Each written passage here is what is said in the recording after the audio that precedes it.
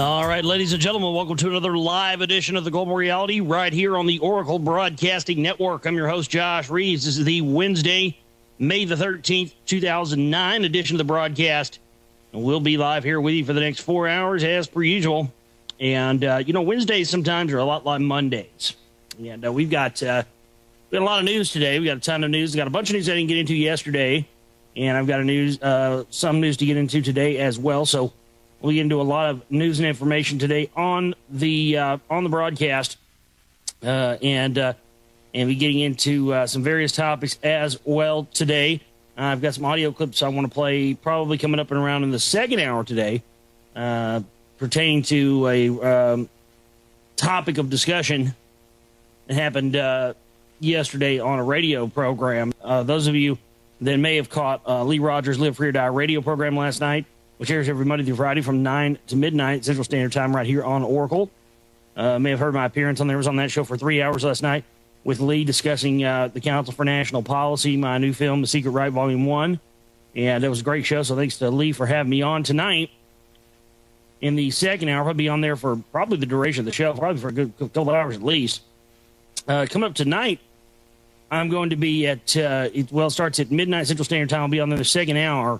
About 1 a.m. Central Standard Time. I'm going to be on the Midnight Rider program with Mike Chambers, my old buddy Mike, who gave me my first shot at radio. So I'm going to be on there with him tonight discussing the film and the CMP and all kinds of stuff. That's the thing about when me and Mike talk, you never know where it's going to go. So just quick updates there.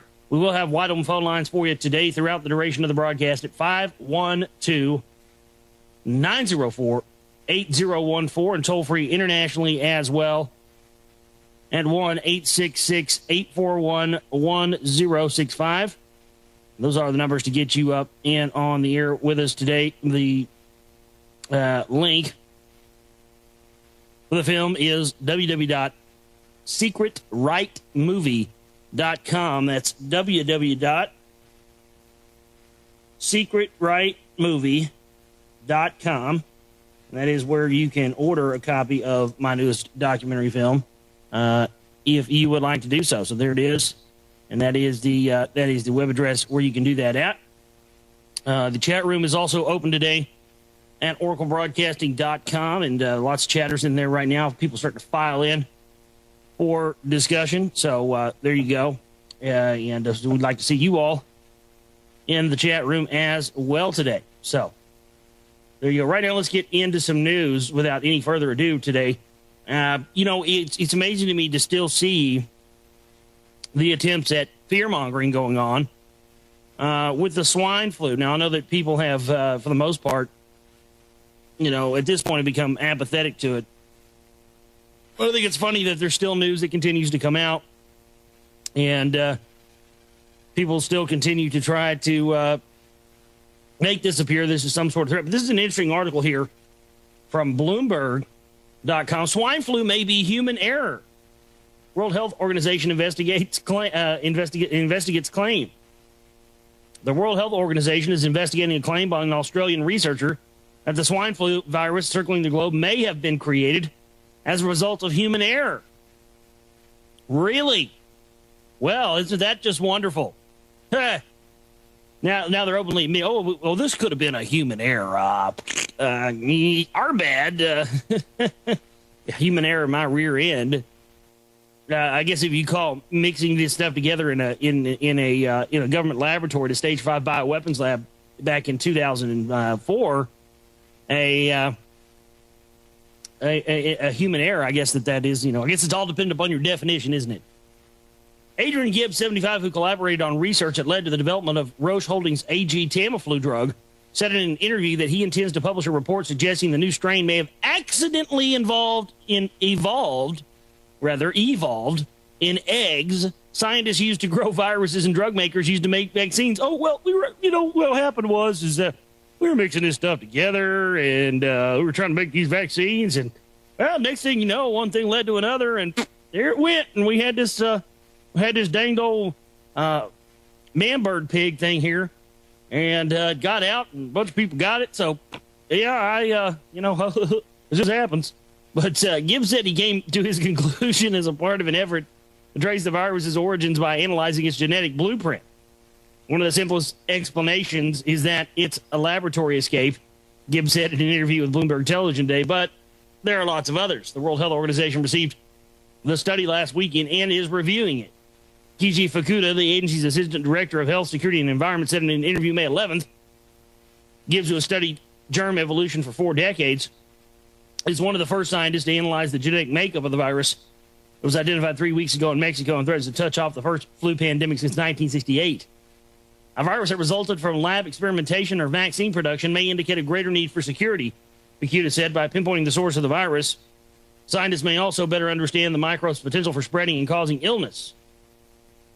The sooner we get to grips with where it's from, the safer things might be, Gibbs said by phone from Canberra yesterday. Could be a mistake that occurred at a vaccine production facility, or the virus could have jumped from a pig to another mammal or a bird before reaching humans. Let's see, again, it really is smoke and mirrors, isn't it? I mean, it really is. It's still, to me, it's still the monkey puppet, you know. It's look over here, look over here, look over here, woo, look over here, look at the silly monkey, look at the silly monkey. Don't look over here with the people telling you that, you know, they openly admitted in the stories we covered right when it came out. I don't have them in front of me anymore, but with the stories that we covered right when it came out about how back in 2004 they specifically mixed this together in a laboratory. We know this was created. So that's what they don't. So in a way, this is smoke and mirrors for that. See, they always want to own the explanations. They want to own everything. I mean, yeah, it's different than saying this just was created on their own. And yes, I think this kind of story is specifically there to quell the truth from coming out. You know, oh, well, how about we just admit that we accidentally mixed this thing together in the lab and it got out that way? That way we don't have to admit to the fact that we specifically mixed this together and released it. That's really the bottom line. Gibbs and 2 colleagues analyzed the publicly available sequences of hundreds of amino acids coded by each of the flu virus's 8 genes. He said he aims to submit his 3-page paper today for publication in a medical journal. You really want a very sobering assessment of the science behind the claim, Fukuda said May 11th at the World Health Organization's Geneva headquarters. The U.S. Centers for Disease Control and Prevention in Atlanta has received the report and decided there is no evidence to support Gibbs' conclusion, said Nancy Cox, director of the agency's influenza division. She said, since researchers don't have samples of swine flu viruses from South America and Africa, where the new strain may have evolved, those regions can't be ruled out as a natural source of the flu. Well, how about this? How about you give us a body? How about that? See, that's the problem here. Nobody's produced a body yet. That's why I don't think any of this stuff's real. Personally, I don't think any of it's real. I don't think anybody's died from it. I think it's the whole thing's fake. Somebody produce me a body, please. Produce a corpse. Let's have a corpse here. Why not? I mean, if you want to talk about evidence, these people say, oh, there's no evidence. We don't have any evidence to prove it's the same thing. We don't have any of the samples. Well, let's have a corpse. Why don't you give us a corpse and we'll do us a little analysis on that? But no, they haven't. So that's why I don't think anything is real. I don't think anybody's died from this. I think the whole thing's a hoax. We are interested. Yeah, they're saying that yeah, sexy face. They're saying that it was it was accidentally created in a lab. That's what they're trying to say. So we are interested in the origins of this new influenza virus. Cox said, but contrary to what the author has found, when we do the comparisons that they are most relative, there is no evidence that this virus was derived by passage in eggs. The World Health Organization's Collaborative Influenza Research Center, which includes the CDC and sites in Memphis, Melbourne, London, and Tokyo, were asked by the International Health Agency to review the study over the weekend. Fukuda said the request was extended to scientists at the Food and Agriculture Organization in Rome, the World Organization for Animal Health in Paris, as well as the World Health Organization's Influenza Network. My guess is that the picture should be a lot clearer over the next few days. We've asked a lot of people to look at this, and I'll put the link in the chat room there for you guys. No, I mean, well, they're not admitting that but see, you got to understand, they're not admitting that they actually created it in a lab. They're saying that they accidentally did it. So they're trying to own the information. They're trying to own the origins of it. It's a nice little psychological operation to keep you from finding out that they actually cooked it up and released it intentionally. Now they're trying to, they know a lot of people have figured that out, so now they're trying to negate that and say, oh, no, what happened was we accidentally mixed it up. So that's how it got out. But swine flu has infected 5,251 people in 30 countries so far, killing 61. Okay, can we please see a body again?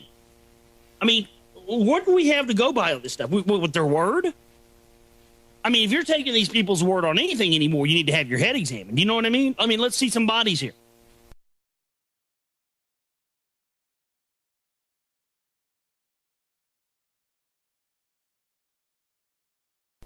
And that's really all there is to it.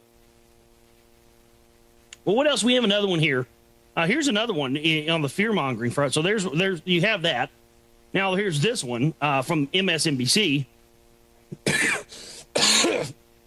where they say, now the swine flu is spreading too fast to count.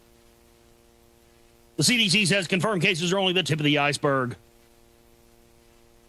So now they're saying that it's even worse, and there are more cases than the confirmed cases that we have. Wow.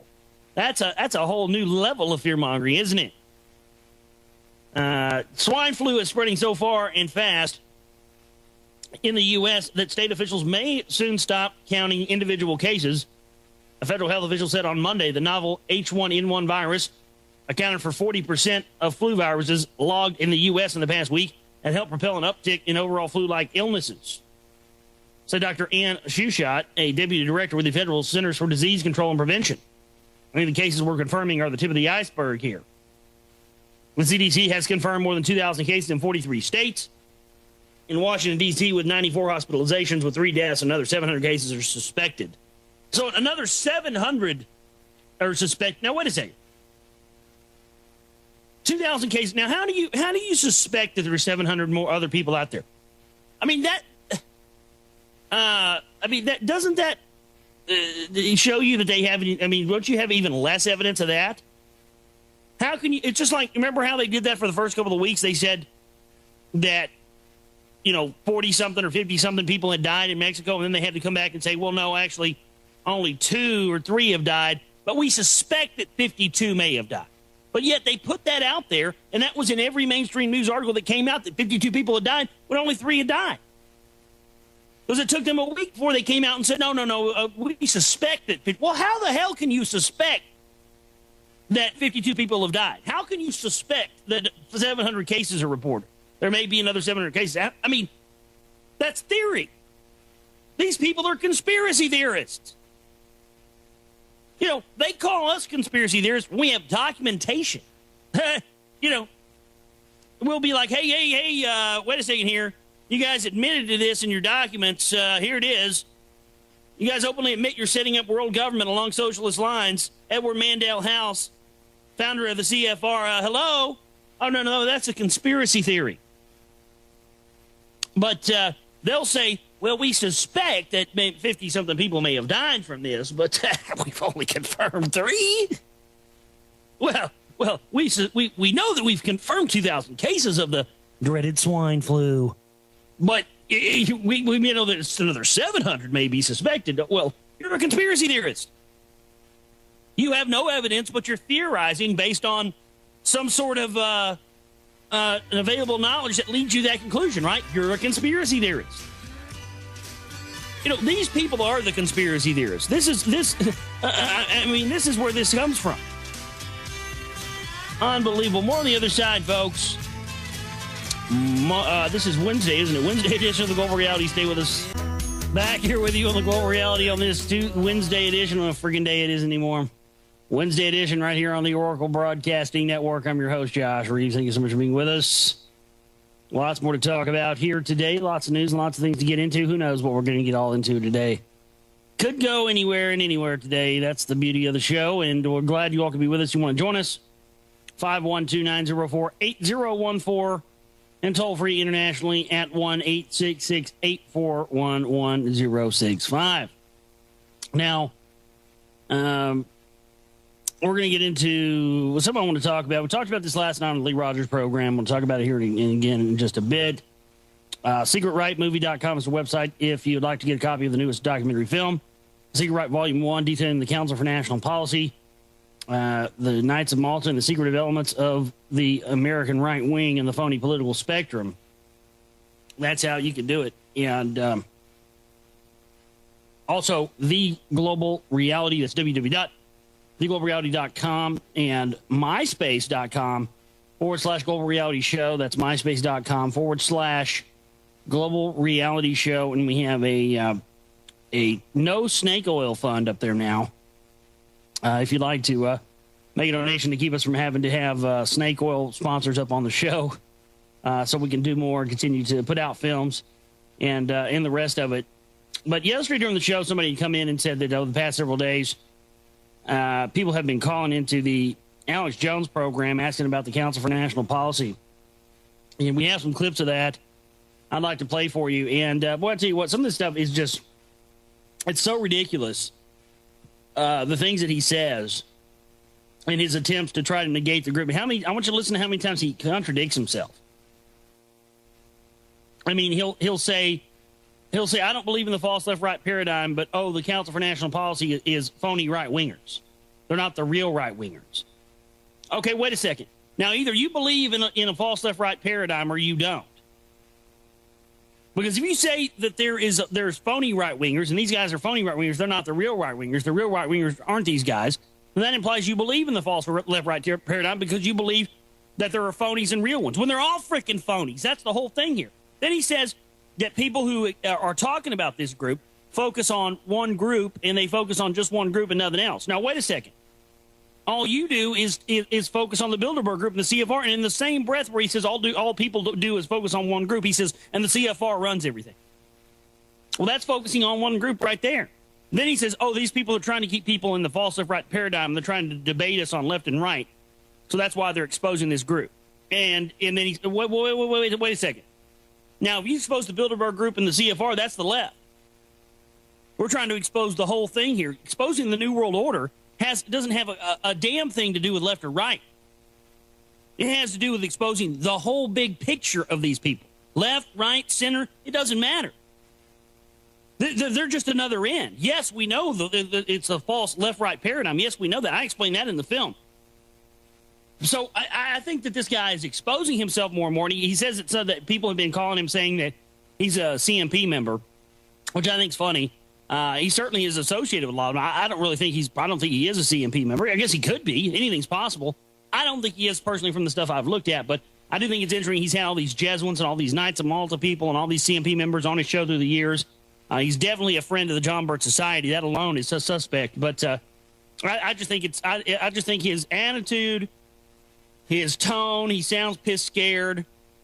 I think that he's trying to really neutralize the information because, a lot of his buddies are in this group. A lot of his good buddies and friends, so it's in his best interest to neutralize it. But let's listen to some of these clips of this clown, and I'll have a good laugh out of it today. Let me see. Here it is. Here's the first one. We're going to play two. Here's one. Let's play this now. Well, I've been trying in my search engines. But I do have a question, though. What do you know about the Council of National Policy? We had, what's his name? What's that professor? And I've had him on like 20 times over the years. But you bring it up, and so I forget his name. What is his name? Oh, man, he wrote The Politics of Heroin. It'll pop in my head in a second. We've covered it. It's like a neocon kind of thing to co-op the conservative movement set up by a neocon thing to co-opt the conservative movement. That's a first. Considering that it wasn't set up to co-opt a damn thing, it was set up wholeheartedly by people who, with the intent of creating movements from having any of this stuff. I mean, give me a flipping break here. Anybody, a kindergartner with a search engine and 2.5 seconds could find out that that's not what the group was set up for. Give me a flipping break. Let's get back into this clip. Set up by some of the folks, the Hunt brothers. And, you just popped to me, or who? No, that's not. It's a professor I have on. I'm having one of those moments where I can't remember names, and it happens to me sometimes. But I've gotten a lot of emails about that. So last time I had that professor on, I asked him about it. Because people said that he's saying it's the most powerful group. And a lot of people get obsessed with left-wing, right-wing, Catholic, Protestant, on and on and on. The globalists have tried to infiltrate and take over every major group. That's why you just have to move forward with liberty and freedom and a culture of liberty and freedom. But you can tell us about it. What do you know about it? Well, I just know that it's another one of those roundtable groups, I believe. Membership only by other members that bring you in. And they do have a lot of ties throughout the world. I've been doing a little bit. I've only been a little research because I've been working on the book Tragedy and Hope, and so all the things that you and Hara Watson were talking about, pretty much they wanted to do back then, except that they wanted Hitler not to go to war. They just wanted to do it by stealth and negotiation. Yeah, and so that's why they went ahead and took the Nazis in and put them into their stealth mode. Listen, I appreciate your call. It is driving me crazy. What is the name? He'd write Politics of Heroin. That's another author. What did he write? He's a 9/11 truther. Oh, man, I can't stand it when I can't remember somebody's basic name. It'd be like if I couldn't remember Jim Mars's name. He's written about it. I don't know. Anyways, let's go ahead and take another call here. Let's talk to... All right, so there's that. I don't remember the name of Peter Dale Scott, who we had on the show a month ago.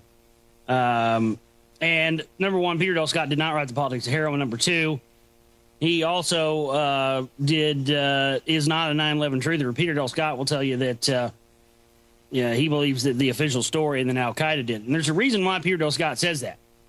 It's because he knows as well as you and I know who creates these conspiratorial movements. So he won't come out publicly about it, even though he knows the truth about it. And the reason that is he doesn't want to be associated with these CMP types, because even though he won't go on your show and say, yeah, the Patriot movement is controlled by the CMP, he knows. Peter Dale Scott knows. He's a former Canadian diplomat. He knows. He's a smart guy, professor. And so co-opting groups, these are fake right-wingers, and people get obsessed with the different groups, and we just need to push forward with a culture of freedom and liberty. Wait a second. You made a film about Barack Obama, and half of the goddamn film is about the Bilderberg group. How are you going to sit here and tell me that you don't obsess on individual groups and you just move forward with a culture of freedom and liberty? Don't worry about the groups. Don't worry about the groups unless I tell you to worry about the groups, is what he's saying to you and to his freaking audience, because he thinks they're all idiots.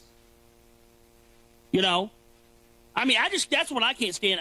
Regardless of the lies in this, I can't stand the fact that he would talk to his audience in this way and assume that everybody is that stupid.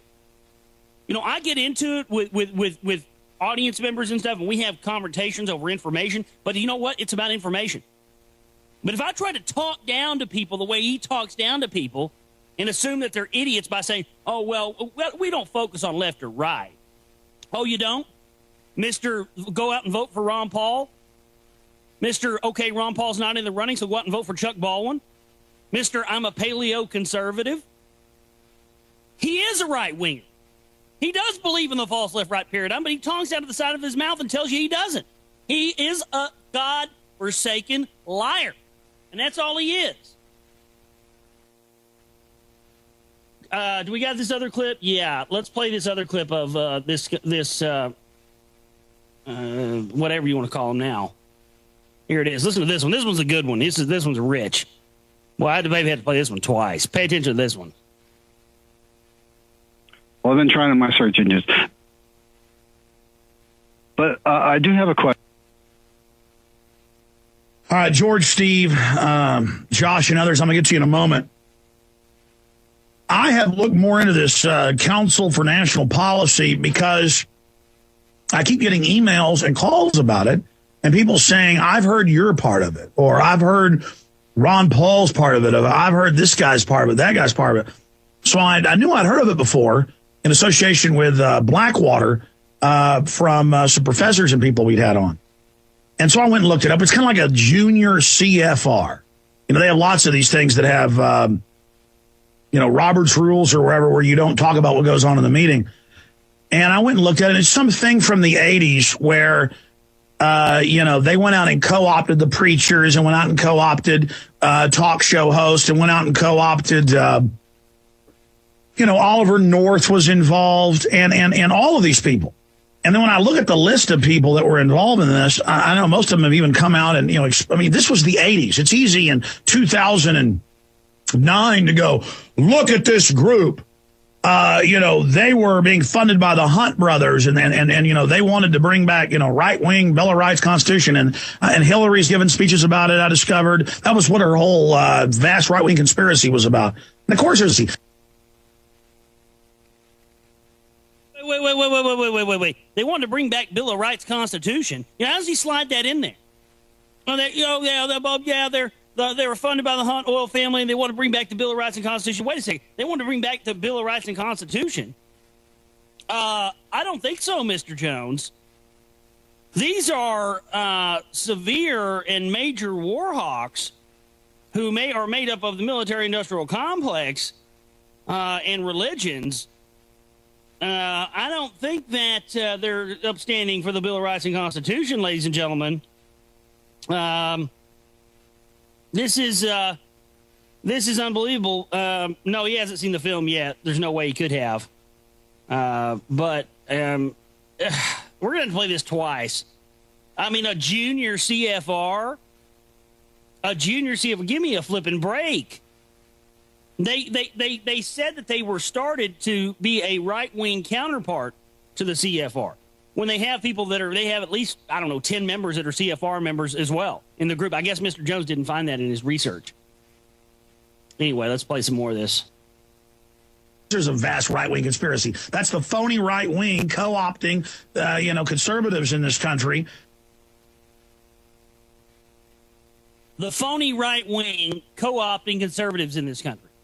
Okay, now, you heard him say that. Now, in a minute, he's going to tell you that he doesn't believe in the false left right paradigm, and that people who expose the CMP are trying to make people fight between left and right. Now, he just told you that these are fake right-wingers trying to co-opt the right wing.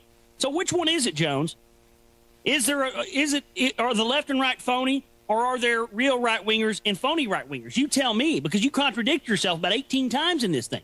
And you hear his voice cracking. This guy's pissed scared. His buddies are putting the heat down on him.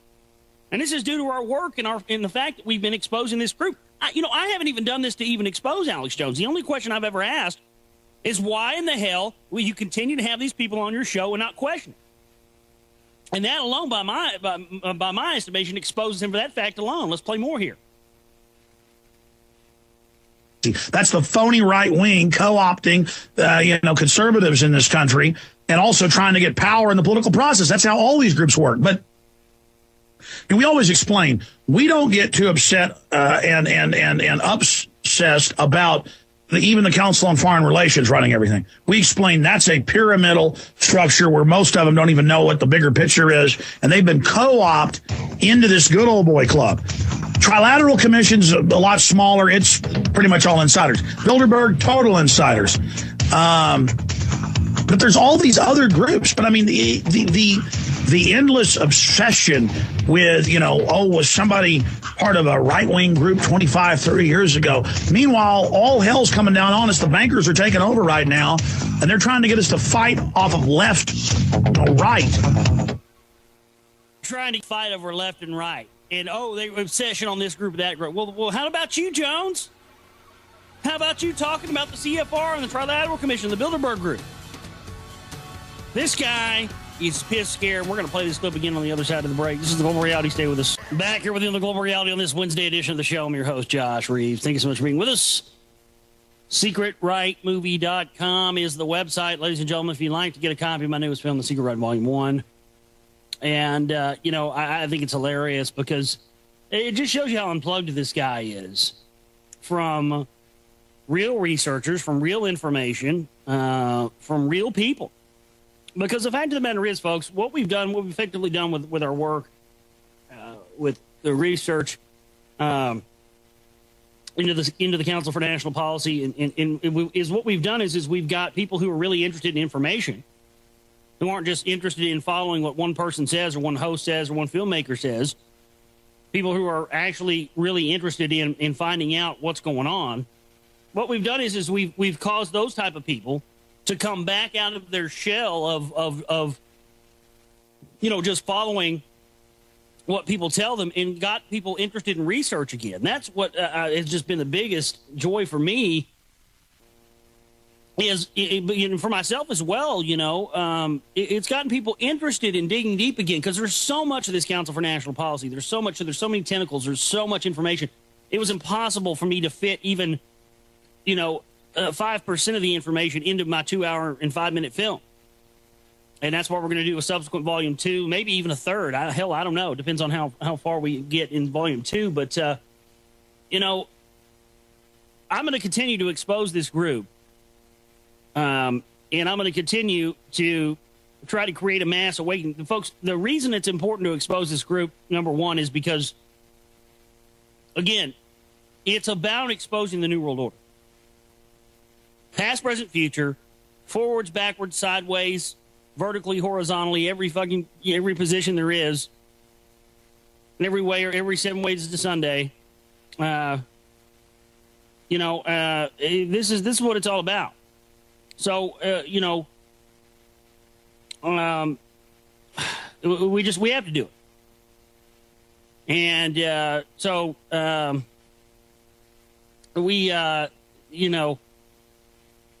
No, I said friggin'. I just slipped up there. I said friggin'.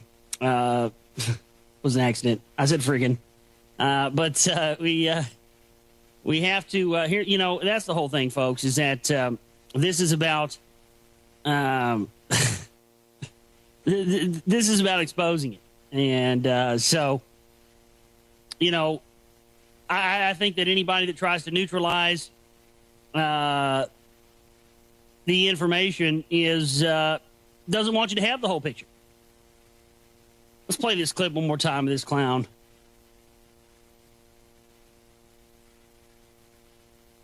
All right, George, Steve, Josh, and others, I'm going to get to you in a moment. I have looked more into this Council for National Policy because I keep getting emails and calls about it, and people saying, I've heard your part of it, or I've heard Ron Paul's part of it, or I've heard this guy's part of it, that guy's part of it. So I knew I'd heard of it before in association with Blackwater from some professors and people we'd had on. And so I went and looked it up. It's kind of like a junior CFR. They have lots of these things that have, Robert's rules or wherever, where you don't talk about what goes on in the meeting. And I went and looked at it. It's something from the 80s where, they went out and co-opted the preachers and went out and co-opted talk show hosts and went out and co-opted, Oliver North was involved and all of these people. And then when I look at the list of people that were involved in this, I know most of them have even come out and, this was the 80s. It's easy in 2009 to go, look at this group. They were being funded by the Hunt brothers and they wanted to bring back, right-wing Belarus. No, wait a second here. It's easy in 2009 to say, oh, so-and-so was involved this 20, 25 years ago. Wait a second here. You're telling me that truth has a shelf life now, huh? Okay, Mr. Jones, then, that would negate about 98% of the information you talk about.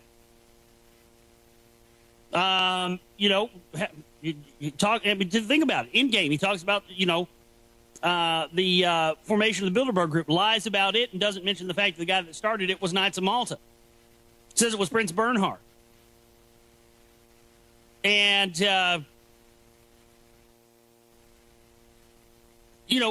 what else? You're putting a shelf life, oh, this is 20, 25 years ago, blah, blah, blah. Wait a second. What about you quote Carol Quigley all the time.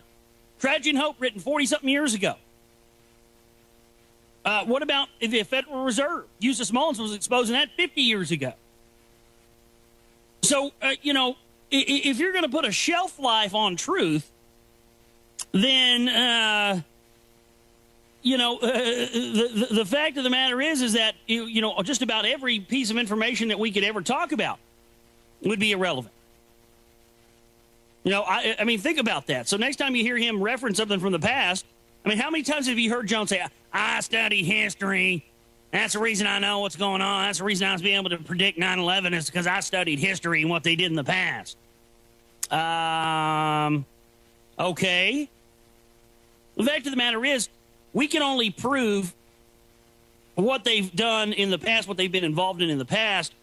Now, what they've been involved in the modern day with the military-industrial complex, Blackwater, the 2002 Newsmax.com article where they read a CMP meeting talking about, John K. Singleton gave a speech entitled The War on Terrorism.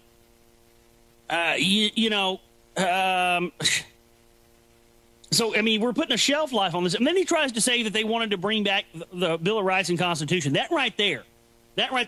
There's two things in there that I keyed in on that is suspect to me. Number one, these are the two things I think where he exposed himself the most, besides where he's contradicting himself. Number one, where he says they co-opted talk show hosts. Now, that's number one.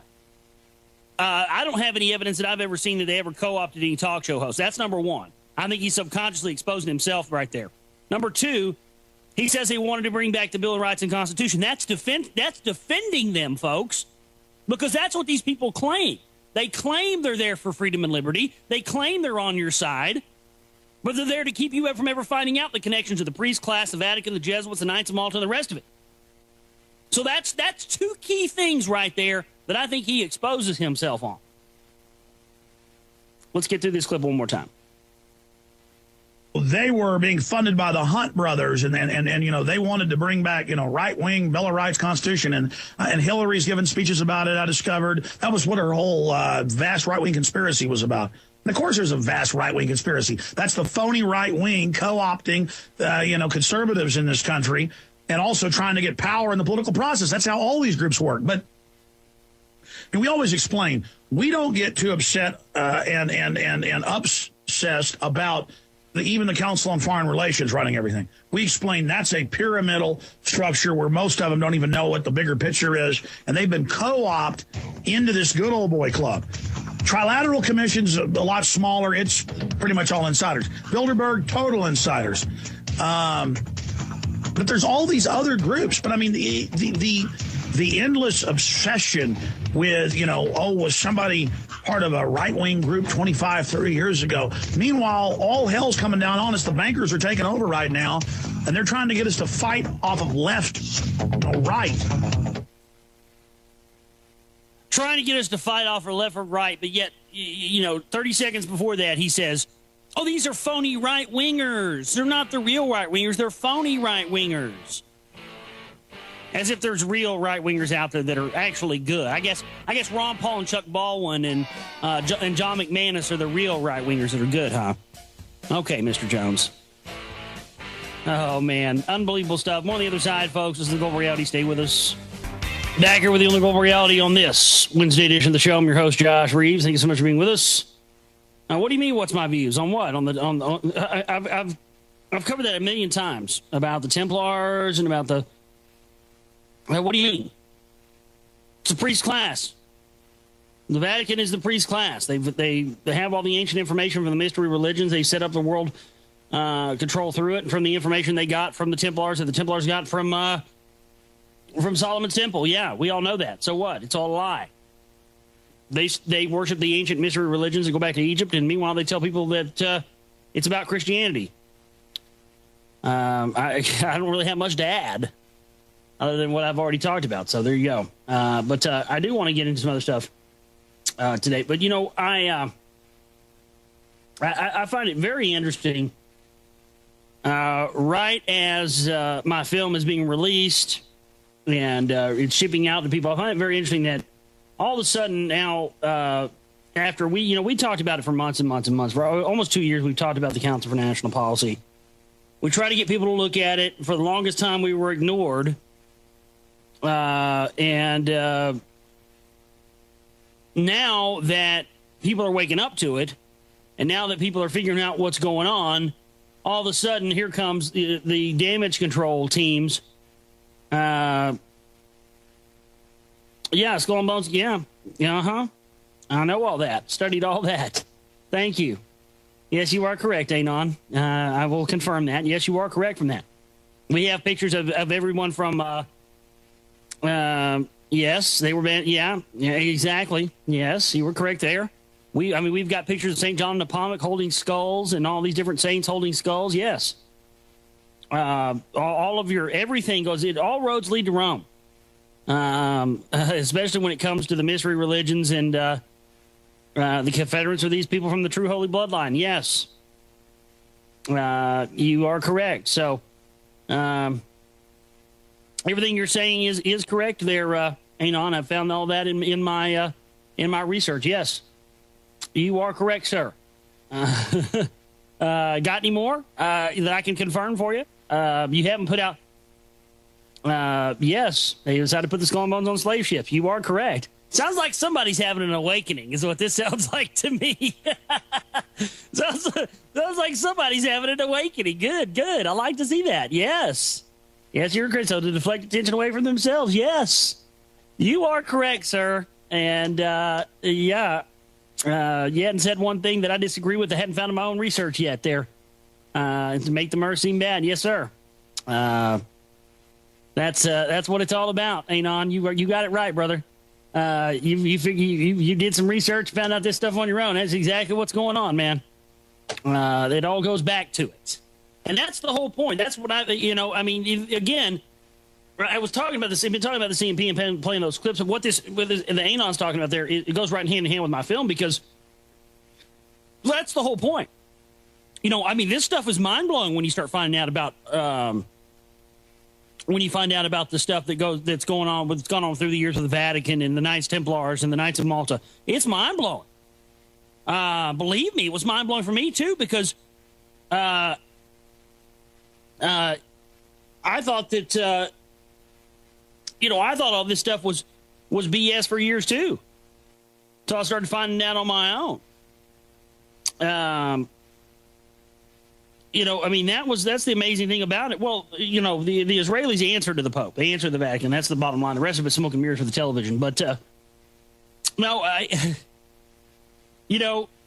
that's what people are starting to figure out and wake up to. And this is why these people are scrambling to make some of these people mainstream media now.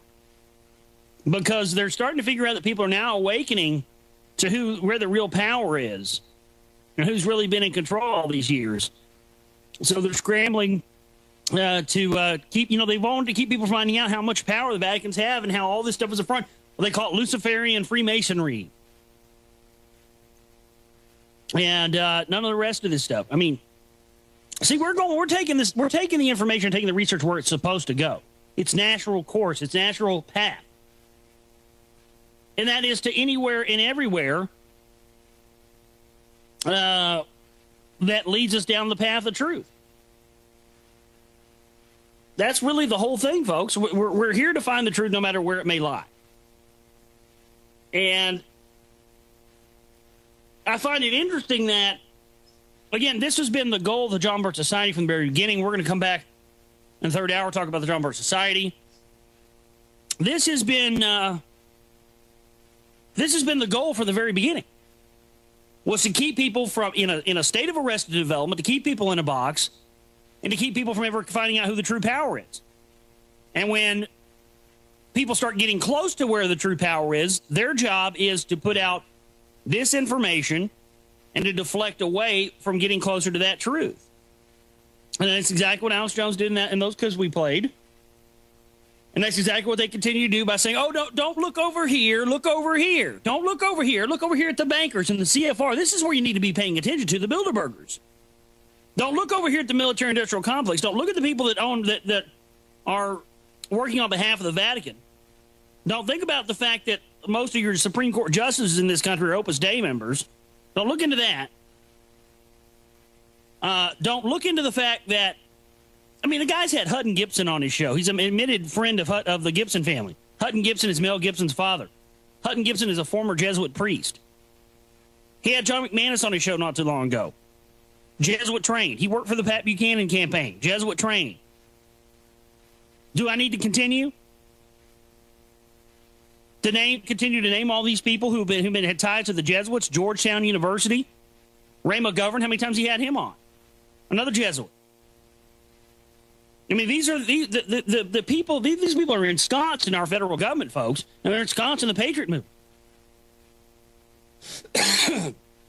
And so, the bankers and the Bilderberg Group and whatnot. These are powerful groups, very powerful groups, but they only have as much power as they're given by the Vatican and by the priest class to run society. They run the world. They run there to keep people thinking that those are the evil elitists. They're allowed to have wealth and status because their job is the money changers. They are the money changers for the priest class. Somebody has to run the banking and the finance and the weapons and somebody has to dole out the church. Ask me this. Answer me this. Riddle me this, Batman. How come nobody's ever addressed these two pictures? I'm going to put two pictures in the chat room for you. And if you have any doubt, now look at this. You want to talk about nonpartisan? Look at these two pictures I got for you right here. You got Laura Bush, George W. Bush, Condoleezza Rice, and Nancy Pelosi. You want to talk about crossing party lines? And look at the face on that evil bastard right there. Oh, my goodness. Kiss it, bitch, kiss it. Kiss it. God. Whoa, look at that demon. Look at that demon. That is a freaking demon. Man, oh, man. Boy, I tell you, that is... I mean, that's who's in control. Well, there's a guy above him. The Black Pope's actually above him. But look at that. I mean, you're telling me that's not a demon? Man, oh, man. Third hour in the corner. We're talking about the John Birch Society and more of these connections. This is the Global Reality. Stay with us. Back here with you, third hour, ladies and gentlemen, of this Wednesday edition of the Global Reality. I'm your host, Josh Reed. Thank you for being with us. SecretRightMovie.com is where you can order your copy of my newest film, The Secret Right, exposing the Council for National Policy, these phony patriots and all these other losers. Knights of Malta, the Jesuits. We tell you about what what really is in the Bohemian Grove. And no, it's not friggin' Moloch. I'm so glad we're squashing that forever. Moloch. And then the guy tries to claim, oh, that was just an accident that I called it Moloch. I messed up. Yeah. When anybody with 2 seconds of research will find out that's Minerva. Yeah, it was just a convenient mess up, wasn't it, Jones? The guy that prides himself on his research and everything else. Give me a break. And the guy did three different cuts of the Bohemian Grove movie, but still left that in there. You would have thought by the third cut. Hell, he even did a new cut of it a few years ago with new information in it. Give me a break. It was not a mistake. It was intentional. And he didn't even cover St. John of Nepomuk. The Jesuit statue in there that tells people to keep their mouths shut. It was the patron saint of the Bohemian Grove. Give me a flipping break. It's but you know what? It does feel better to me now than it felt a year ago. A year ago, I was pretty much a lone wolf in this whole thing. Yes, Minerva, the Roman goddess of industry, music, religion. Yeah, that's what the owl is. It represents Minerva. Get my new film, Secret Right, you can find out. We detail that. That's why she's on top of Capitol buildings and all the rest of this stuff. We're going to get into some stuff on the JBS here in just a second. But SecretRightMovie.com is where you can order a copy of the film at, as well as theglobalreality.com. We have a donate button there. And we also have myspace.com/Global Reality Show. If you'd like to make a donation to the broadcast, to what I do here with my show with the films, and we're planning on doing some other stuff as well. About 4 films I want to get out. I want to try to have an event for the release for the film. If you want to do that, we have a no snake oil donation box at myspace.com/Global Reality Show to keep us from having to bring on sponsors. That's what I like about the show. We're able to do a 4-hour show in this time slot and able to do it without having to have, infomercials, 30-minute infomercials from sponsors and stuff. And I want to keep it that way. So that's why your support is vitally necessary. Your donations are vitally necessary to keep us from having to have on these sponsors and these infomercials. That's really what it's about. And I really would love to be able to do this show and to grow this show and to be able to have, a big effect without having to bring on any sponsors. That'd be great, because I think that would further prove the illegitimacy of a lot of these operations without having to have sponsors on and to have infomercials, to try and justify having a big effect. That's really what my goal is, to show people that things don't have to be done in the way that you've been told they've been done up to this point. That's really what it's about. Let's go to the phone lines right now. Global Reality, you're on the air. Go ahead. Hey, Josh. Melissa here. How you doing? Good. I called in about one thing, but then you were talking about Minerva. From what I have seen, all goddess worship goes all the way back to Lilith, and different cultures give her a different name. And Lilith, from some of the studies I've done, actually was Cain's sister and wife. Yeah. It goes all the way back to Samaria. Yeah, and Lilith was also seen with owls as well. So Lilith and Minerva, and also what's the other one? Athena, are all three interchangeable.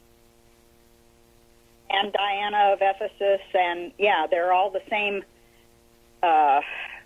demonic entity who keeps showing up. It's different incarnations of the same thing. It's the same thing with a lot of these goddesses and the gods, and of course, like Enki. You have Ea, you have Enki, you have Zeus. Enki and Zeus are the same thing. You have the Trinity, the Tripantheon, and sometimes it's Isis, Osiris, Horus.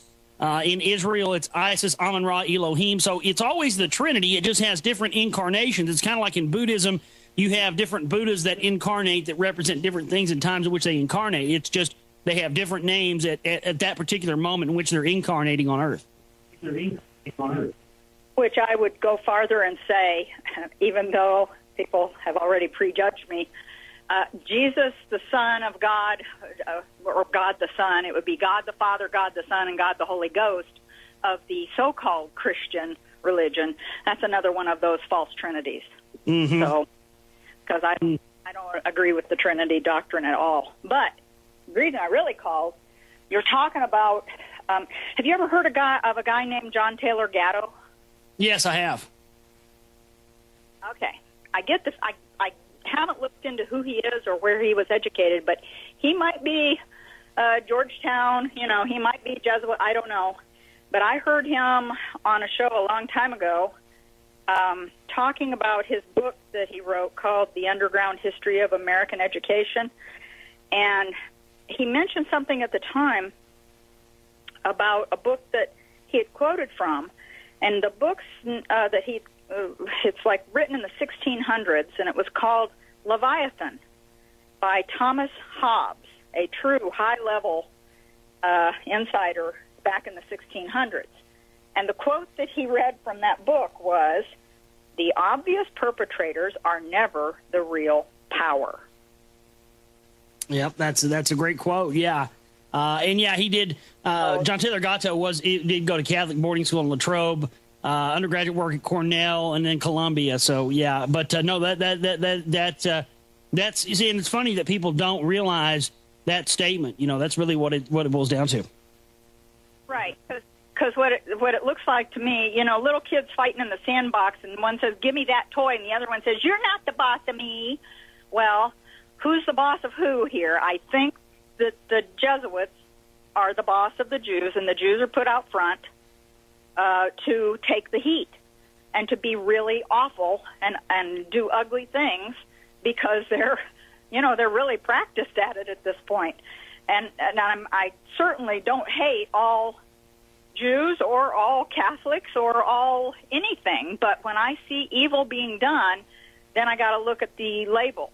Yeah, we got to be clear about that, Melissa. Exposing evil and exposing the controllers has nothing to do with hate for or blanket hate for individual types of people. I mean, I think everybody knows that, or they should at least. Right. Well, just in case there's somebody listening who might get the idea. Yeah. That we're just hate incorporated. We're not. We're just trying to find the answers. No, that's what it boils down to.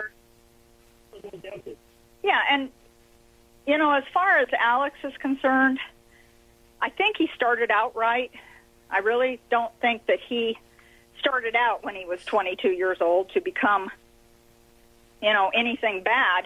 But, his nature, his behavior, his ego, all of those things, he is where he is because of every step he's taken. And,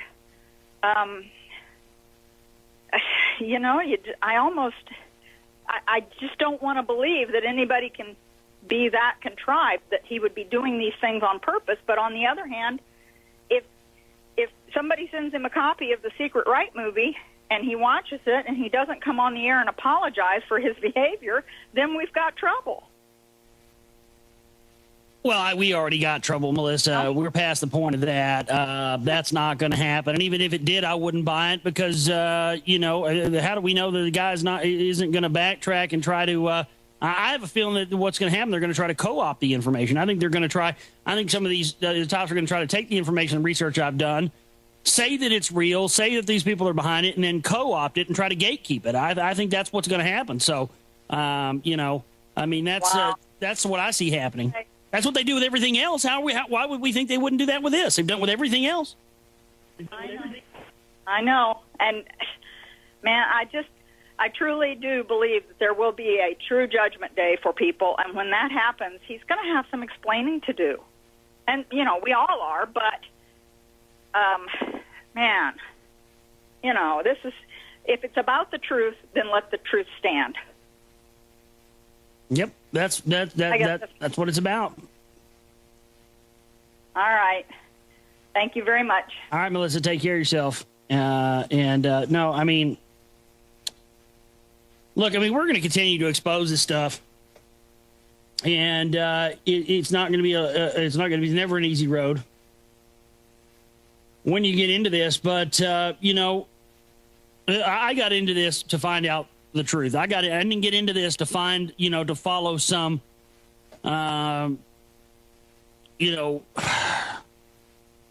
somebody's watered down version of it. I got into this to find out, what's going on. Now, when you go back and watch Alex Jones' first film, America Destroyed by Design. Go to Google sometime after the show's over today. Go and find that film. And at the very beginning of that film, he's sitting at a desk. And that very beginning of that film was almost a commercial for the John Birch Society. He promotes their magazine. He promotes None Dare Call It Conspiracy, which was a John Birch Society published book. He really, and I've heard that his father was John Birch Society. I think that from the very beginning, he was put out there by the John Birch Society, by these figureheads, and put out there as the future of their group. The future of they knew that's the thing is they know well ahead of time what's coming down the road. They knew 9/11 was going to happen well ahead of time, and it was set up for him to be the father of the 9/11 truth movement long before 9/11 ever happened. I think history has shown that. But let's talk about the John Birch Society now.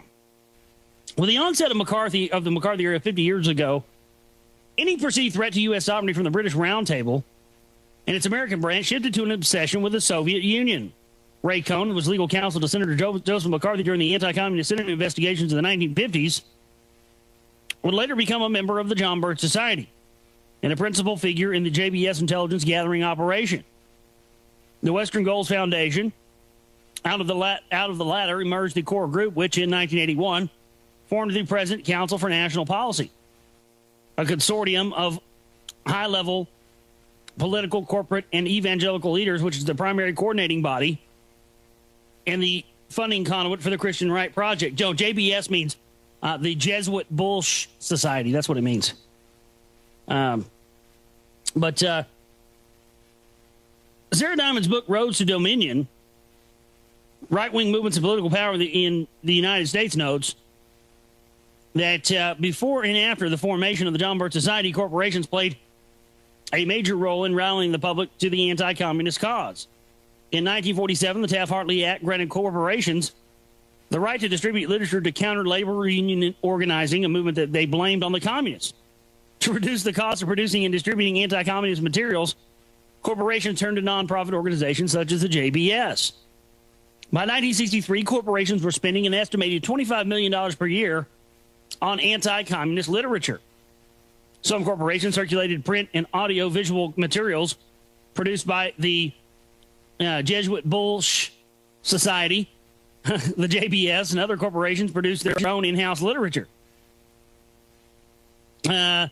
By the early 1960s, the Nation magazine reported that there was a minimum of 6,600 corporate finance anti-communist broadcasts carried by more than 1,300 radio and television stations, and a total annual budget of about $20 million.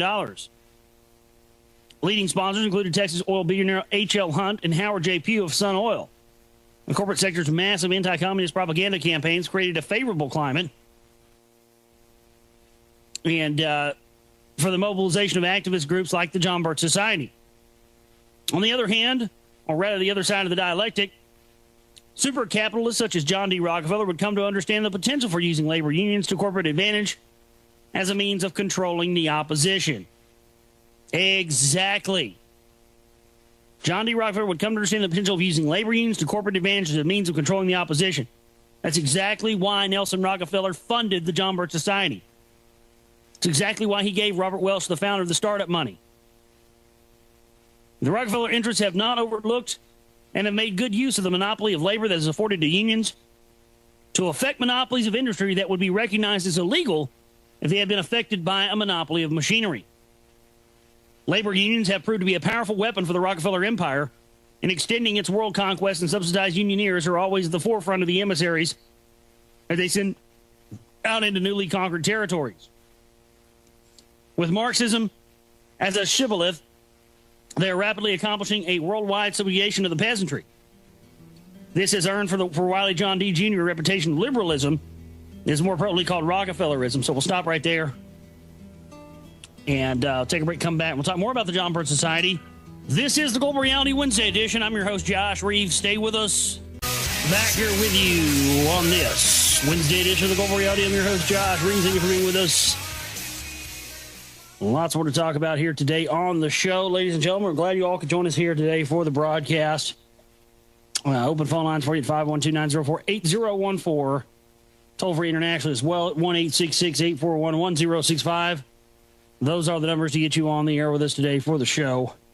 We're talking about the John Birch Society. And again, the John Birch Society's founder, Robert Welch, who was a former candy maker, received his startup money from Nelson Rockefeller. Eustace Mullins and other people have found that out a long time ago. He was actually friends with Robert Welch, Eustace Mullins, and actually confirmed that from the horse's mouth. And Michael Bell and I interviewed him on my show last year, and he told us that and reconfirmed that for us on the show as well there. And I really don't know if I have a copy of that show anywhere. I think I've got it somewhere. I just don't know where it is. But,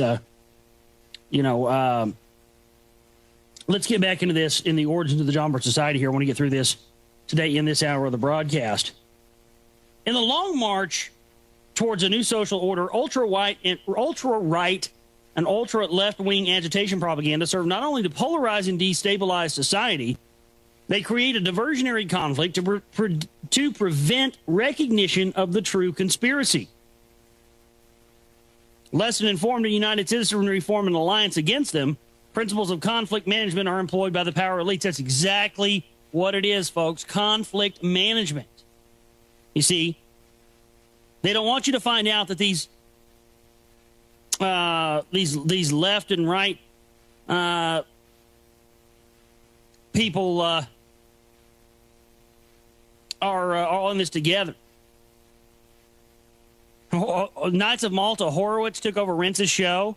Oh, you're kidding. Glenn Horowitz is Knights of Malta, in case you didn't know that there, Murphy, in the chat room. Goodness. Oh, my God. Yeah, I don't trust Rentz, so we're going to throw him either, but, that's all I can say about that. Just take a look at that picture right there. It says it all for Horowitz as far as I'm concerned. You don't have to say anything. A picture speaks 1,000 words. Take a look at that picture of them getting an award from the Knights of Malta there. Maybe you don't put that picture on your website. I don't know, just me. Maybe you don't put that picture out where people can see it. But But see, that's how arrogant these people are. They think that they've got you so wrapped up in their truth movement that you'll never find out this stuff for yourself. I know that's what it boils down to. The plan, I think, is the old one of world dominion in a new form. The money power and revolutionary power have been set up and given sham but symbolic shapes, capitalism or communism. And sharply defined citadels, America, Russia. Such is the spectacle publicly staged for the masses. But what if similar men with a common aim secretly rule in both camps and propose to achieve their ambition through the clash between those masses? I believe any diligent student of our times will discover that this is the case. In his essay on the unseen hand behind this age of conflict, Ivor Benson reveals the natural partnership that exists between ostensibly opposing forces, for example, the fascist Rhodes-Milner Roundtable and the Fabian Socialists, to secure a common objective, namely the subjugation of mankind. That's right. Left, right, doesn't matter. They all answer to the Fabian Socialists. All these groups originated out of there. That's the whole nexus point, the whole genesis point for the false left-right paradigm. It originated out of the Rhodes-Milner Roundtable schools, the Fabian Socialists out of the London School of Economics about 100 years ago. Research. That's what research brings you. Find out these things. Significantly, Julius Werner of the Werner-Bate conglomerate that supported Milner's effort to precipitate the Anglo-Boer War contributed substantially to the funding of the London School of Economics and socialist movements everywhere. All vehemently anti-capitalists continue to receive massive support from the most powerful capitalists. It was because of the absence of any fundamental antagonism between the philosophies of John Ruskin and of Karl Marx that it was possible for the brave New World ambition so actively promoted by Rhodes and his heirs to be absorbed into the socialist world power vortex with hardly a sign that anything untoward had happened. In fact, the international socialists, instruments of the most highly concentrated financial power, were able to take over the Rhodes-Milner establishment, complete with its worldwide network of organizations, the Rhodes Scholarship Trust, the Royal Institute of International Affairs, the Council on Foreign Relations, the Trilaterals, etc., and continue to run as if it's still under its original management. Indeed, it simply gave the socialists a new dimension for the exercise of their incomparable skill in the arts of deception. And this is why, folks, this is why they had to allow corporatism and capitalism to thrive in the 20th century. You understand, the idea of a socialist world government has been here for several centuries. It's been here for centuries and centuries. But what they had to do is, through the Industrial Revolution, they had to create industry corporations that would control food, water, resources, manufacturing. They had to create this. And then what they would do through getting capitalism to blossom is, once capitalism blossomed and you had all the corporations, then they could come in and consolidate all the companies that came up after the rise of capitalism. Then what they would be able to do is then come in, nationalize everything, and then boom, once all the industries that own the food, water, the resources, and everything else are created, then you bring in the open socialist world system and you can have no competition. That's what it's boiled down to. This is how they brought it in. Carol Quigley and colleagues of like sympathy with the Rhodes agenda have widely propagated the belief that the American branch of the Roundtable Organization is exclusively the liberal Eastern establishment. However, the Belmont Brotherhood revealed that the Anglo-American establishment, which represents the interests of the aforesaid corporations, also launched the ultra-conservative movement in the United States, the John Birch Society being a pioneer of the extreme right of this dialectical process. Do you want to listen? Listen to me again. Let me read this for you again. Carol Quigley and colleagues of the sympathy with the Rhodes agenda have widely propagated the belief that the American branch of the Roundtable Organization is exclusively the liberal Eastern establishment. However, The Belmont Brotherhood revealed that the Anglo-American establishment, which represents the interests of the aforesaid corporations, also launched the ultra-conservative movement in the United States, the John Birch Society being a pioneer of extreme right of this dialectical process. So, we have the John Birch Society telling us that Carol Quigley and the rest were the enemy for years. They've been working hand in hand with them.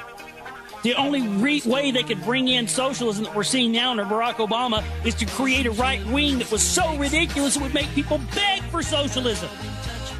This is how we've gotten here, folks, and the Patriot Movement's been a big hand in that. So, back here with you, Wednesday edition of the Global Reality. I'm your host, Josh Reeves. Thank you for being with us. I'll tell you what, I've just lately, I've more and more figured this out and looked at this stuff and gone, wait a second. Unbelievable that you would have. I mean, now we know why capitalism was allowed to blossom, folks. They had to create all the industry. They had to create it so they could come in and nationalize it all and then scoop it all up.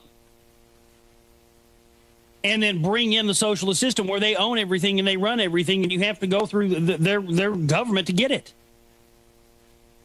This is why.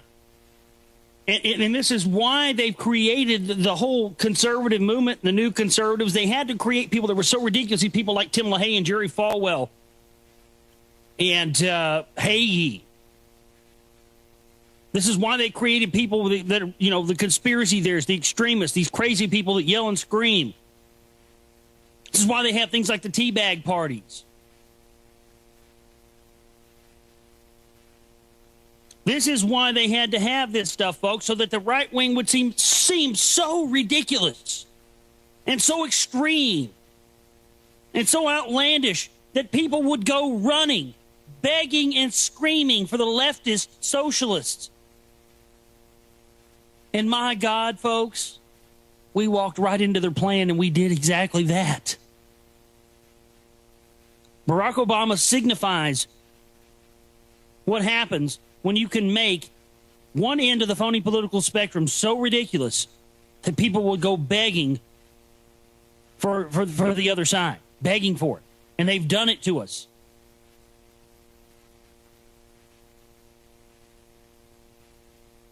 They've done it to us. This plan has been cooked up for so long.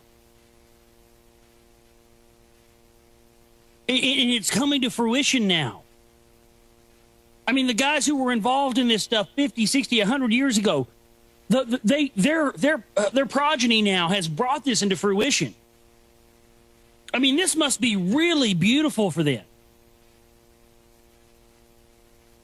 It really must be just beautiful to see the culmination of centuries worth of work now coming together in this year, 2009. I mean, this just must be incredible for them to watch.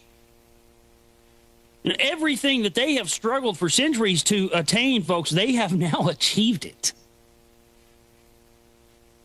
And we're, as Karl Rove said a few years ago, they create the reality. We're nothing more than helpless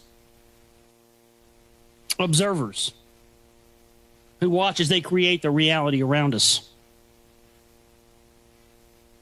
It's unbelievable, man. This stuff with the JBS and how they create this, Carol Quigley and they created the Belmont Brotherhood. They also launched the ultra-conservative movement in the United States, being a pioneer of the extreme right and the dialectical process to keep people in that left-right dialectic. They had to have an extreme right dialectic, folks, to bring in the extreme left socialists. This has been the dream. This is why they called it the dream of Cecil Rhodes. The Cecil Rhodes Roundtable, the Fabian Socialists, you know what one of their incarnations was called? It was called the dream of Cecil Rhodes. Ladies and gentlemen, you are seeing the dream of Cecil Rhodes unfold before your very eyes. Right now, go turn on the TV and listen to your president speak. And with every word that comes out of his mouth, you will hear the dream of Cecil Rhodes. Produced in 1977 by a group of former high-ranking JBS members, the Belmont Brotherhood refers to the National Council at Belmont, Massachusetts, where JBS national headquarters was originally located. Various sources cited therein document that early members of the John Birch Society were also members of the liberal establishment they pretend to oppose, and represented in great measure the corporate interests of America, which are advanced by the oaths of loyalty to one another in a secret brotherhood, organized Freemasonry. The 12-page report concluded with a prospective observation that the John Birch Society represents the most diabolical form of the Illuminati conspiracy. You may object. Look at all the great things founder Robert Welch has done. He exposed the Illuminati.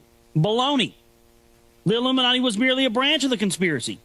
How can one attack the Illuminati without attacking the diabolical power behind it? Welch has provided the most valuable service of all time to the conspiracy.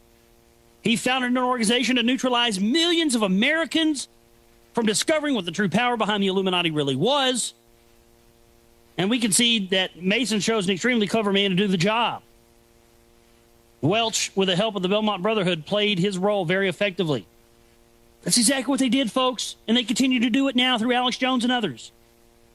They found an organization which would neutralize millions of Americans from ever discovering the true power behind the New World Order. And they've done it. This was their whole goal. And the Patriot Movement has been an extension of the John Birch Society from the very beginning.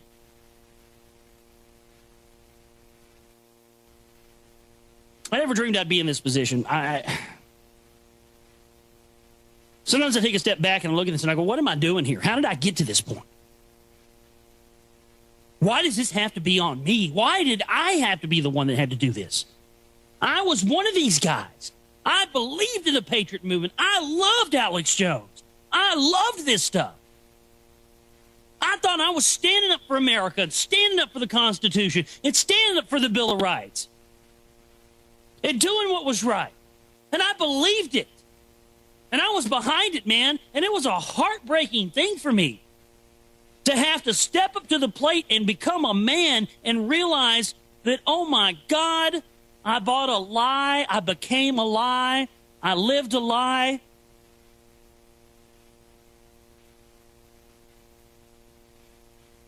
It was hard. I mean, it wasn't easy for me. And I know I come off confident sometimes with some of this stuff, and I come off arrogant, but I gotta tell you, man, I'm a person. And this was not an easy thing for me. And I've taken a lot of crap and gone through a lot of stuff because of this. And I take a step back sometimes, man. I look at this and I go, I can't believe this. I mean, if you would have told me, you know, as I've told this story many times, when I first got into this stuff, man, I first started finding out this stuff when I was in high school and I read Jim Marrs' Crossfire. And, you know, I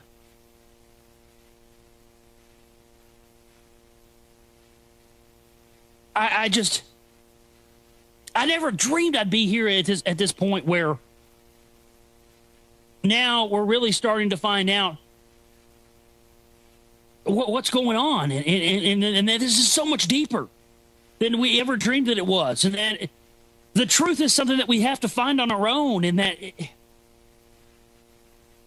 it does come to you. You know, somebody told me a long time ago, I remember this girl that I really liked a long time ago, she told me, and I never knew what she meant about it for years. It was right around 9/11. So I was talking about some of this stuff, and she said, I was walking the door one day, going to a friend's house, and she said, hey, be careful what you're looking for. And I said, what do you mean? She said, well, you may not like it once you find it. So be careful what you look for. And I kind of fluffed her off. It's like, whatever. Just kind of fluffed it off and didn't really think anything. I was, whatever. Thinking about it, but it stuck with me, you know. It stuck with me. And I was thinking about that. And I was thinking about that a lot lately. And it is, I do find it to be true, you know. If you want the truth, you better be damn prepared for where it's going to bring you. I do know that. I do know that. Back here with you on the Global Reality on this Wednesday edition. I'm your host, Josh Reed. Thank you for being with us. Yeah, and I tell you, you know, as mentioned, it's unbelievable, man. I mean, we're here now. We really, Christian identity is a creation of the Council for National Policy people as well. That's one of the facets of it, along with the Christian Reconstructionist movement, R.J. Rushdoony and others who want to replace the Constitution with a theocratic form of government. They want to take us back to the Ten Commandments rule of law, and they want to stone to death homosexuals, disobedient children, and sinners. They openly say that. That's another. It's just another. CMP ran extension of the priest class. That's part of these clowns. But it's unbelievable. Let's continue this. The introduction to a 1967 reprint of John Robinson's Proofs of a Conspiracy, a 1789 expose of the Illuminati, published by the Birch on Western Islands publisher. This allows there could be present connections between the Illuminati and Freemasonry. According to the John Birch Society, the Illuminati are the forefathers of communism, but not of Freemasonry, which is held in the highest regard as a patriotic organization by the John Birch Society. Right, and this is why every time Freemasonry is brought up on Patriot radio shows, like the Alex Jones show, you always hear, it's like Alex Jones has a button that he pushes. When somebody brings up Freemasonry, he says, well, Porch Masons this, Porch Masons that, blah, blah, blah. Okay, Porch Masons this, Porch Masons that. Yes, we know there are Porch Masons there that don't know a damn thing. But how does that answer somebody's question when it comes to the highest upper echelons of Freemasonry? And look, Freemasonry anymore is just an extension of the Vatican Church. Their information was absorbed in the 1700s. Really, they don't have any really more power anymore. Certainly, there are people in the upper echelons of government and the New World Order that are Freemasons. But really, after the formation of the Illuminati in 1776 by Adam Weishaupt, who was a Jesuit, that was when they went and infiltrated the Masonic lodges and got the rest of the information that they did not get from the Templars. After the Templars, what was left of the Templars fled to Edinburgh, Scotland, and set up the Scottish Rite of Freemasonry. So pretty much since 1776, they've had all that information anyway. So, the Freemason thing has always been a front from the Patriot community and the Truth community to keep you from ever looking into the Knights Templar, into the Vatican, into the Jesuits, into the Knights of Malta, and the True Priest class who really has the information. They really have that secret knowledge. It's all it is. It's the same secret knowledge that went back to Solomon's temple. That's where it originated from. This is why King Solomon is so revered in Freemasonry, because the information that the Freemasons once had came from Solomon's temple. He was known as the greatest Mason of all time, and his Temple of Solomon is known as the greatest Masonic architecture ever built. This is why, if you get a Masonic Bible, there are pictures and blueprints and whatnot of Solomon's temple. That's why that is. Robinson, a former Mason himself, found that this impunity from authority by maintaining the Masonic rule of secrecy had gradually encouraged men of licentious principles to become more bold and to teach doctrines subversive of all our notions of morality. Let us be quick to say that Freemasonry in England, America, and elsewhere has historically and today is quite another kind, and its members characterized by high standards of morality and spirituality. The true purpose of the Illuminati order was to rule the world. To achieve this, it was necessary for the order to destroy all religions, overthrow all governments, and abolish private property. This is exactly what the communists have been doing since 1848. Please note that Robinson makes it clear that the Illuminati order was quite distinct and separate from Freemasonry. The conspiracy was conceived not by Masons as Masons, but by evil men using Freemasonry as a vehicle for their own purposes. In the realm of ideology, certainly the line from the Illuminati order to the Communist Manifesto is straight and unbroken. Let it be stressed that the present publication of Robinson's work is not intended to open wounds or create a new animosity or distrust towards Freemasonry, whose adherents today certainly number among our staunchest patriots and anti-communists. The conspirators have long since discarded Freemasonry as their vehicle. This is quotes directly from the John Birch Society. If clever conspirators could use all groups, so fine a group as the Masons, we must open our minds to consider with infinite possibilities are available to them in our present-day society. Their main habitat these days seems to be the great subsidized universities, tax-free foundations, mass media communications, governmental bureaus such as the State Department, and a myriad of private organizations such as the Council on Foreign Relations. So you notice how that's funny. So the JBS says that Freemasonry has turned into a communist Council on Foreign Relations. Isn't that interesting? So let me get this straight. So the Masons don't have any power anymore. So they've turned into the Council on Foreign Relations. That's who the real power is, huh? Well, that's interesting. Let's listen to something real quick, shall we?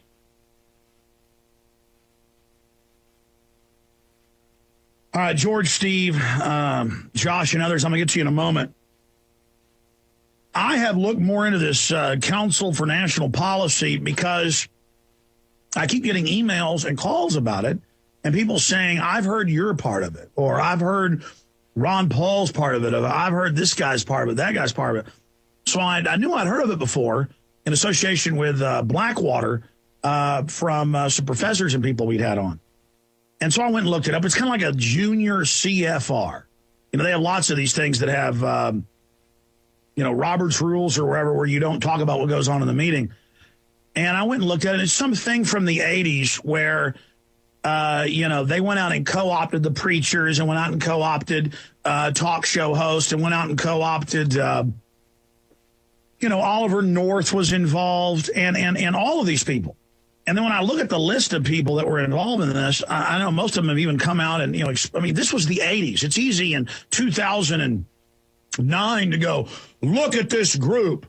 They were being funded by the Hunt brothers and they wanted to bring back, right-wing Bill of Rights Constitution. And Hillary's given speeches about it, I discovered. That was what her whole vast right-wing conspiracy was about. And of course, there's a vast right-wing conspiracy. That's the phony right-wing co-opting, conservatives in this country and also trying to get power in the political process. That's how all these groups work. But we always explain, we don't get too upset and obsessed about even the Council on Foreign Relations running everything. We explain that's a pyramidal structure where most of them don't even know what the bigger picture is, and they've been co-opted into this good old boy club. Trilateral Commission's a lot smaller. It's pretty much all insiders. Bilderberg, total insiders. But there's all these other groups. But I mean, the endless obsession with, was somebody part of a right-wing group 25, 30 years ago? Meanwhile, all hell's coming down on us. The bankers are taking over right now, and they're trying to get us to fight off of left, right. So, that sounded straight out of the John Birch Society playbook to me, didn't it, to you, ladies and gentlemen? That the conspirators have long since discarded Freemasonry as their vehicle, and that now they're hiding behind subsidized universities, tax-free foundation, mass media communication, government bureaus, and the Council on Foreign Relations. That's what the John Birch Society says. And then what about what we read earlier? Carol Quigley and colleagues of like sympathy for the Rhodes Agenda have widely propagated the belief that the American branch of the Round Table Organization is exclusively the liberal Eastern establishment. However, the Belmont Brotherhood revealed that Anglo-American establishment also launched the ultra-conservative movement in the United States, the John Birch Society being a pioneer of the extreme right. Case closed, ladies and gentlemen. More on the other side. Fourth hour around the corner. Stay with us. Back here with you, fourth hour of this Wednesday edition of the Global Reality. I'm your host, Josh Reed. Thank you so much for being with us today for the broadcast. And we're going to continue to talk about. We're going to get through the rest of this information pertaining about the John Birch Society today. And then we're going to get into some other news. We've got a lot of news to get into today in the fourth hour of the broadcast. I want to thank everybody for being out there with us today, folks. And we would also like to thank all of our AM and FM affiliates out there, everybody listening to us on terrestrial radio across the fruited plain. Thank you to KTAE 1330 AM, the Lone Star Legend down there in Central Texas. All the other AM and FM affiliates, all the great micro FM broadcasters out there. Thank you, and I salute you all for putting us up on your stations in lieu of other shows that air at this time. What we've been talking about today has been, we've been talking about the John Birch Society, the origins of that, and really how these groups were set up on to make the right wing look so ridiculous and appear to be so extremist and so outlandish that people would go running and kicking and screaming all the way home to leftist socialism. And we are here, ladies and gentlemen, right now in the year 2009 with Barack Obama, with the full culmination of that plan that has been structured and set up for years now coming into play. We are here now. It is here right in front of us. We are watching the great work come to pass. And this is why for years that they've created these phony right-wing movements. This is for years why they've created groups like the Council for National Policy, the John Birch Society, and the rest of them. They've been there. This is why they've had people like Hagee and Pat Robertson. You know, Pat Robertson wrote a book called The New World Order once. People forget that. This is why. And so that the mainstream of America would see anything associated with freedom, liberty, the truth, the New World Order, the Illuminati, as being associated with the extremists and the quote-unquote Christians of America, to make it so uncool and so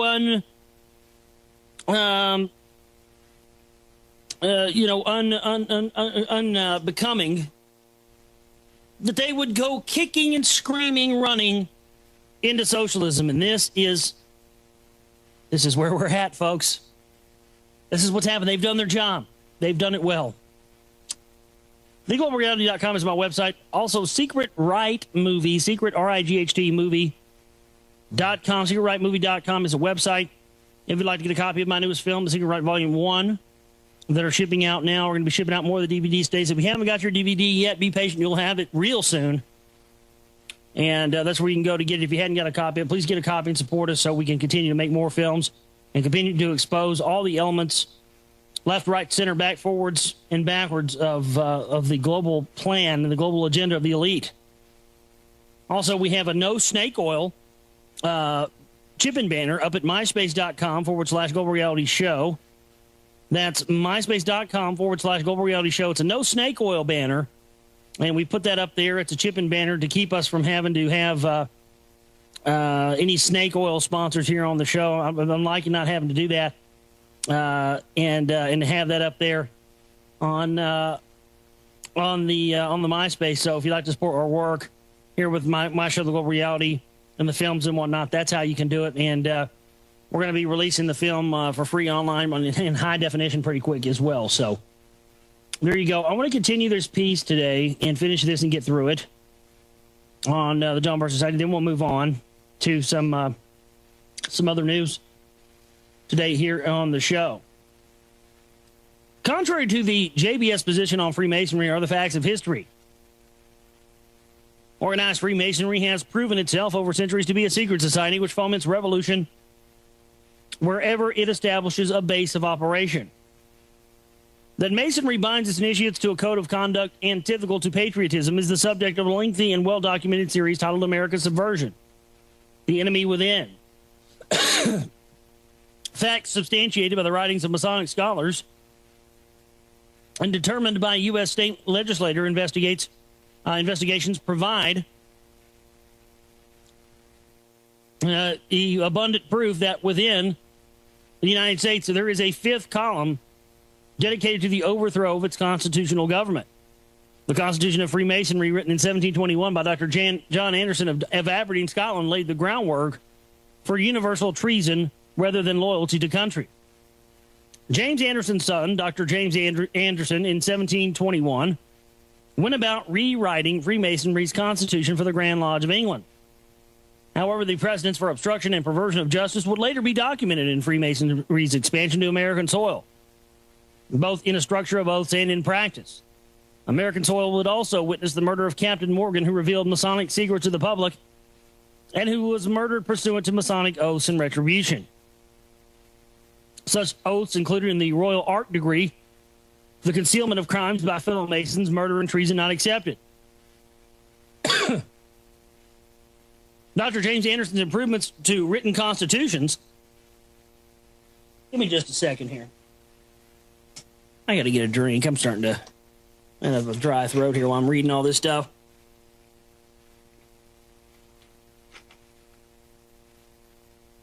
All right, much better. And murder and treason not accepted. Dr. James Anderson's improvements to written constitutions at the time in England have evidently not so much altered the underlying substance of Freemasonry as it has in serving the interests of providing a strategic and tactical move at that time. Dr. James Anderson was born in Aberdeen in about 1680. After becoming a minister of the Church of Scotland, he made his way to London.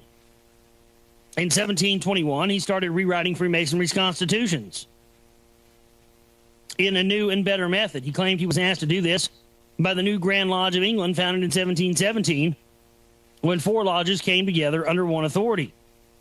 But he may have suggested it himself. Masonry's Aberdeen spirit had entrenched itself on American soil.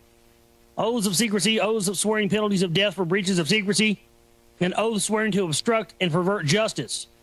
Oaths swearing to cover up crimes of fellow Masons, crimes not excepting murder and treason, had defined an esoteric inner value system, veiled by an exoteric principle of charity and brotherhood.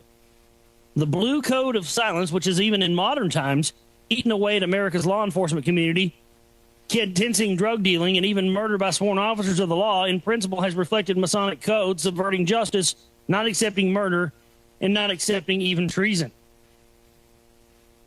The next segment is entitled the Western Goals Foundation. Now, for those of you that haven't seen my film, we talk about the Western Goals Foundation in the new film. And the Western Goals Foundation was really the precursor to the CMP. And you had people like Lawrence, you had people like Larry McDonald. And, of course, Larry McDonald was the Jesuit-trained former head of the John Birch Society. We have a clip of Larry McDonald in the film as well. And he was working on CIA operations in South America with General Major John K. Singleton. John Birch Society founder Robert Welch was succeeded upon his death in 1983 by former Congressman Larry McDonald. Lawrence Patton McDonald was a cousin of George S. Patton, Jr., the famous general who was killed in an automobile accident at the conclusion of World War II. According to Conspiracies of World War II by J.S. Craig, the common rumor in Germany at the time was that Patton was assassinated due to his wish to join forces with Germany and attack Russia.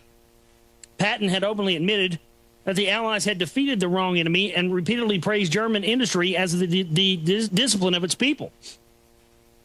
E.H. Cookridge also recorded General Patton's pro-Nazi attitude and subsequent demise in Gellin, Spy of the Century, an expose of the CIA's recruitment of high-level Nazis. Well, that's right. Reinhard Gellin was Knights of Malta as well. General Patton was dreaming of rearming a couple of Waffen-SS divisions to incorporate them into his U.S. Third Army and lead them against the Reds. Patton had put this plan quite seriously to General Joseph T. McCartney, Deputy U.S. Military Governor in Germany, who had relayed Marshal Zhukov's complaint that the Third Army was too slow in disbanding and confining German units to its Bavarian sector. What do you think those blank Bolsheviks did, said Patton. We're going to have to fight them sooner or later. Why not now while our army is intact and we can kick the Red Army back into Russia? We can do it with my Germans.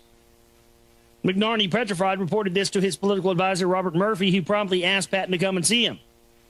Patton was not in the least subdued. He inquired with a gleam in his eye, Murphy later wrote, whether there was a chance of going to Moscow, which he said he could reach in 30 days instead of waiting for the Russians to attack the United States. The outcome of this and other indiscretions was that Eisenhower relieved Patton of his command on October 2nd, 1945, and in 2 months later, he was fatally injured in a car crash. Reinhard Gellin was one of Adolf Hitler's chief intelligence officers, solely in charge of espionage against the Soviet Union. In 1945, Gellin offered the United States his considerable expertise and archives on Russia and satellite countries in return for immunity from prosecution as a war criminal. Well, he didn't need immunity for prosecution as a war criminal. He was Knights of Malta. It wasn't going to happen anyway. The newly established Central Intelligence Agency formed the Gellin Organization, which was Gellin's former network for anti-Soviet espionage located in West Germany and funded by the CIA. The Gellin Organization became the most powerful espionage establishment in Western Europe. In 1979, General Patton's cousin, Congressman Larry McDonald, founded the Western Goals Foundation in Arlington, Virginia, as a front for the John Birch Society's intelligence network. McDonald directed the organization until his untimely death in the downing of Korean airliner 007 in 1983. The year he also succeeded Robert Welch as John Birch Society chairman. Western Goals was discontinued in 1986 following a power struggle for McDonald's position. According to the Inter-Hemispheric Resource Center Group Watch, files of which are available on the RIC database, Western Goals had worked with Reinhard Gehlen. Well, of course, Western Goals, which Larry McDonald founded, had worked with Reinhard Gehlen. Why? Think about it. Larry McDonald, the former head of the John Birch Society, Jesuit trained. Reinhard Gehlen, Knights of Malta. These groups were founded on behalf of the Vatican to fight communism, folks. What do you think was going on? McDonald formed a branch of in West Germany in 1981. The organization called the American Europe Strategy Research Institute was set up with $131,982 from the U.S. office. That figure represented more than a third of Western Goals' operating budget at the time. The German affiliate is Western Goals Europe EV, the German branch also known as the American European Strategy Institute. It acknowledges working with Reinhard Gehlen, a former Nazi, who has been honored by the elite lay Catholic organization, the Knights of Malta, the SMOM. The Sovereign Military Order of Malta gave its highest award of honor, the Gran Croce al Merito Complaca, to Gehlen in 1948. Gehlen, who was not a Catholic, was awarded the honor because of his efforts in the crusade against godless communism. Gehlen headed Adolf Hitler's spy operations against the Soviet Union during World War II, and after the war, he and his spy apparatus, staffed mostly by former Nazis, were recruited by the CIA, and he became the first director of BND, West Germany's intelligence agency. Western Goals drew upon both private and official government files to become one of the largest and most influential private intelligence operations in the U.S. Western Goals was able to bypass legal constraints placed on government intelligence agencies. Now, the founder of the Western Goals Foundation is Larry McDonald. We have a clip from Crossfire of him in my film with Pat Buchanan and Tom Braden, where they're arguing over, the CFR and conspiracies. Larry McDonald was not an innocent, folks. He was a gatekeeper that was put out there to act like he was anti-New World Order. Groups like the Western Goals allow the ultra-right to keep tabs on its subversive domestic operations. In Western Goals' case, the service was apparently not performed only for like-minded private groups. Elton Manzioni quotes an East Coast police intelligence source as saying that the Western Goals had a reputation of acting as a clearinghouse for some police departments whose intelligence collecting functions were restricted by laws, such as the Freedom of Information Act. Manzioni noted that both the CIA and National Security Agency have received information from John Reed's Information Digest. According to a 1976 investigation by the New York Assembly's Office of Legislative Oversight, Information Digest was supplying information to the FBI, the CIA, and the National Security Agency. The internal spying nature of the John Birch Society became known when its espionage agent against private citizens in connection with the LA Police Department was discovered. Goodness. So they were oh my goodness. The internal spying nature of the John Birch, yeah, that's what they were. They were a private dissemination outfit that were keeping tabs on leftist dissenter groups. Same thing as the Council on Inter-American Security was doing. And who was involved in the Council on Inter-American Security, running money and guns to the Contras? Pat Buchanan and Larry Pratt. They were also keeping tabs on leftist dissenters. Same thing, same group. And so we're going to take a break, come back. We're going to talk more about this on the other side. The John Birch Society, the Western Goals Foundation, and really, what the implications of why you need to know this. And it's important in relation to my film and the Patriot movement as well. Global Reality, I'm your host, Josh Reeves. Stay with us. Back here with you on the Global Reality on this Wednesday edition. I'm your host, Josh Reeves. Thank you so much for being with us. Oh, boy, I tell you what, I found that during the break. That's scary. Ohio militia leader calls for armed million-man march on Washington. Dave Weigel observes the head of the Ohio militia has put out a YouTube video calling for a peaceful demonstration of at least 1 million, or, hey, if we can get 10 million, even better, but at least 1 million armed militiamen marching on Washington on July 4th. Oh, and they're going to have another teabag party as well that day. Goodness. Oh, man.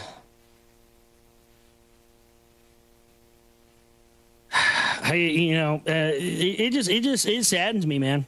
It saddens me to see that a lot of good people got a lot of good upstanding truth seekers are going to march to their own demise like the kids marching over the cliff on the meat grinder on Pink Floyd The Wall. I mean, this is exactly what they're pushing into, folks. They're going to try to quell all gun owners and all dissent and everything else. by trying to engineer an armed conflict in this country, and they've been trying to do it for decades, and they're trying to do it again, and that's really all there is to it. Let's get back into this Western Goals Foundation John Birch Society information here that we've been talking about. The initial spying nature of the John Birch Society became known when its espionage against private citizens in connection with the LA Police Department was discovered. The final straw for the police commission occurred 2 months earlier when it was discovered that files previously ordered destroyed had been squirreled away by an intelligence officer, J. Paul, with the approval of his superiors. Investigators with search warrants seized 90 cartons of files from his mobile home and other locations. Paul was in the process of feeding this data into the computers of Western Goals, a private organization headed by Congressman Larry McDonald, and was also involved with Research West, an operation founded by ex-FBI agents, which sold information to corporations. Typical of the files in these cartons was a 4-decade dossier on a state Supreme Court judge compiled to assess his possible bias against police intelligence practices. One of the earliest members of the Western Goals Foundation, one of its principal espionage agent, was Birch Society member John Rees, whose Information Digest supplied information to the FBI, the CIA, and the National Security Agency. Instrumental in obtaining Rees' entrance to Western Goals was Knights of Malta member J. Peter Grace, who was also chairman of the Order of the Knights of Malta in the United States. Yeah, J. Peter Grace was the head of the Knights of Malta in this country, ladies and gentlemen. Do some research on J. Peter Grace. And president of the W.R. Grace and Company for years before, until 3 years before his death in 1995, J. Peter Grace is profiled in Who's Who in America, a list which lists among his credentials a Bachelor of Arts from Yale University in 1936, Assistant Secretary at W.R. Grace, President and CEO of the Newcomen Society, the Council on Foreign Relations, and the Knights of Malta. He was also Council for National Policy member. So J. Peter Grace, check this out. J. Peter Grace was Knights of Malta, President and founder of the Newcomen Society, a member of the Council on Foreign Relations, and a member of the Council for National Policy. But the Council for National Policy is a right-wing group to co-opt right-wingers. Okay. Well, thank you, Mr. Jones. We're glad you cleared that up for us. Thank you. We know now. Yes. People like J. Peter Grace, one of the most powerful men ever in this country, who was head of the Knights of Malta in this country, was a Council on Foreign Relations member and a Council for National Policy member. And also, Mr. Jones, your good buddy, Mr. Stanley Monteith, whose show Radio Liberty is named Labor. Where do you think that came from, Mr. Jones? Where's your research on that? J. Peter Grace. Radio Liberty was a Nazi Radio Free Europe front that they passed on and put Dr. Stanley Monteith in charge of. Okay, where's your coverage? But it's just a junior CFR. Yeah, it's a junior CFR where they rope in and co-opt talk show hosts and preachers. Yeah, okay. See, some of us have done our own research. Some of us have half a brain, and I guess that's a problem, isn't it? Considering that the Newcomen Society and the CFR, to which J. Peter Grace belonged, were branches of Cecil Rhodes' eugenics club, the Round Table, it is not out of character that Grace would be involved in Project Paperclip, a post-World War II CIA arrangement to remove classified information from dossiers that former SS members and 900-plus Nazi scientists could immigrate to the U.S. Hundreds of war criminals would find employment within government agencies and companies such as W.R. Grace Chemical Company. The Covert Action Information Bulletin documents the close relationship between Reinhard Gehlen, the CIA, the Knights of Malta, and the Vatican, which had smuggled Nazi war criminals out of Europe through the infamous rat lines. On November 17, 1948, the Sovereign Military Order of Malta was awarded one of its highest honors, the Grand Cross of Merit, to Reinhard Gehlen, the Nazi chief of intelligence on the Soviet front. He was subsequently installed by the Americans as the chief of West Germany's equivalent of the CIA, the Bundesstaatsdienst, the BND, the Federal Secret Service under West German Chancellor Adenauer, a devout Catholic who had received the Magistral Grand Cross personally from SMOM Grandmaster Prince Chigi. Now, check this out. After the appointment of Knights of Malta William Casey as head of the Central Intelligence Agency, another knight, James Buckley, is head of the U.S. propaganda against Eastern Europe at Radio Free Europe, Radio Liberty. Several historians noted interest in President Reagan's call during the summer of 1982 for a crusade against the evil empire in Eastern Europe. Radio Free Europe, Radio Liberty, that's what Stan Monteith's radio program's called. Hello? Unfriggin' believable. The CIA also funded Nazi SMOM fronts, Radio Liberty and Radio Free. Look, Radio Free Liberty's always been a Knights of Malta front, Mr. Monteith. Mr. Me and my wife were made CMP members on accident. He literally said it. They made us members on accident. You don't accidentally get made a member of a secretive group you have to pay money to be in and get vetted by every member of. I'm sorry, it just doesn't happen. These people crack me up, man. That's how stupid they think we are. Prior to 1971, Grace was associated with Radio Free Liberty and Radio Free Europe, both of which have been established by Reinhard Gehlen and funded in the CIA. Reinhard Gehlen, the Nazi, and the Knights of Malta member, founded and funded by the CIA, founded Radio Liberty. Oh, Mr. Monteith. You got some splaining to do, Lucy. The Covert Action Information Bulletin describes the manner in which Radio Liberty, under the supervision of J. Peter Grace and other prominent figures, functioned as a front for ex-Nazis. We're going to talk more about this on the other side, folks. This is the Global Reality. Stay with us. Back here with you, final half hour of this Wednesday edition of the Global Reality. I'm your host, Josh Reeves. Thank you so much for being with us. And we're going to continue talking about this. Boy, I tell you, this show today would be a nice companion to my documentary film, my newest film, The Secret Right Volume 1, which you can get at secretrightmovie.com. This would be a great companion show for those of you that order the DVDs or those of you that are going to make copies of it and give them out to people. And I suggest, you give these films out to churches, have showings. Those of you that could hold screenings in your town, I mean, if you could hold the screenings of this and get people together and maybe do it through your groups. Hey, Cordy, what's going on there, darling? And maybe have it through, show it in your town. That'd be great. That'd be wonderful.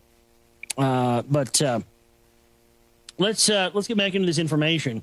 Damning stuff here on the Knights of Malta, the John Birch Society, and the rest of it. The CIA also funded Sovereign Military Order Malta, Nazi Front, Radio Liberty, and Radio Free Europe.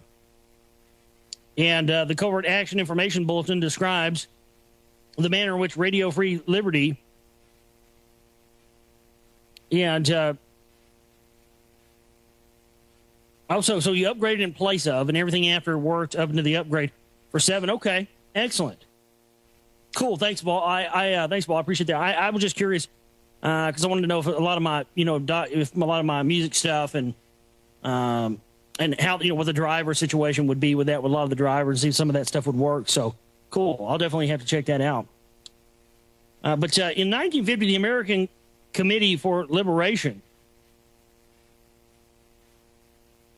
for the Bolshevikism was created. The trustees included J. Peter Grace, Charles Edison, William Henry Chamberlain, H.J. Hines II, Isaac Don Levin, and Eugene Lyons. The committee, now known as Radio Liberty, under the guiding hand of CIA's Frank Wisner, funded numerous immigrant research institutes, which, according to John Loftus, were a little more than front groups for ex-Nazi intelligence officers. The Sovereign Military Order of Malta is a fascist order comprised of several thousand knights in Europe, North, Central, and South America. The origin of the Sovereign Military Order of Malta predates the Crusades, which began in the 12th century. According to the CAIB, the Knights of Malta precipitated the Crusades, along with the Knights Templar and the Teutonic Knights. The Order of St. John recruited successfully among the European aristocracy and soon controlled extensive estates throughout the continent, assimilating those previously belonging to the Knights Templar, which it had helped crush during the first 2 decades of the 14th century. With the Templar leadership burned alive as heretics, it may be more accurate to say that the Knights Templar had become a criminal element whose dishonorable conduct required a change of personnel, and therefore the mantle and holdings of the Templars were passed to the Knights of Malta. As Albert Pike put it, the Templars were unintelligent and therefore unsuccessful Jesuits.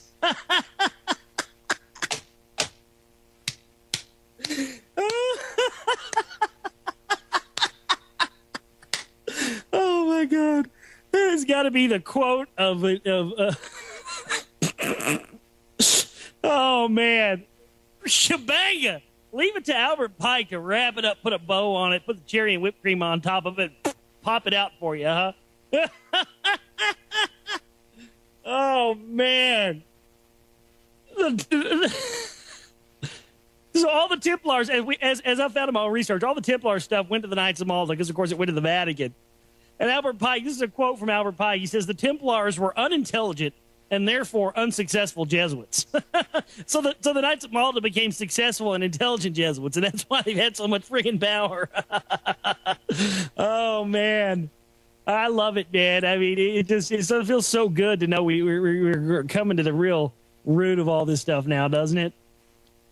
Although the Sovereign Military Order of Malta operates under the aegis of the Roman Catholic Church, also another one of their fronts has become the House of Rothschild.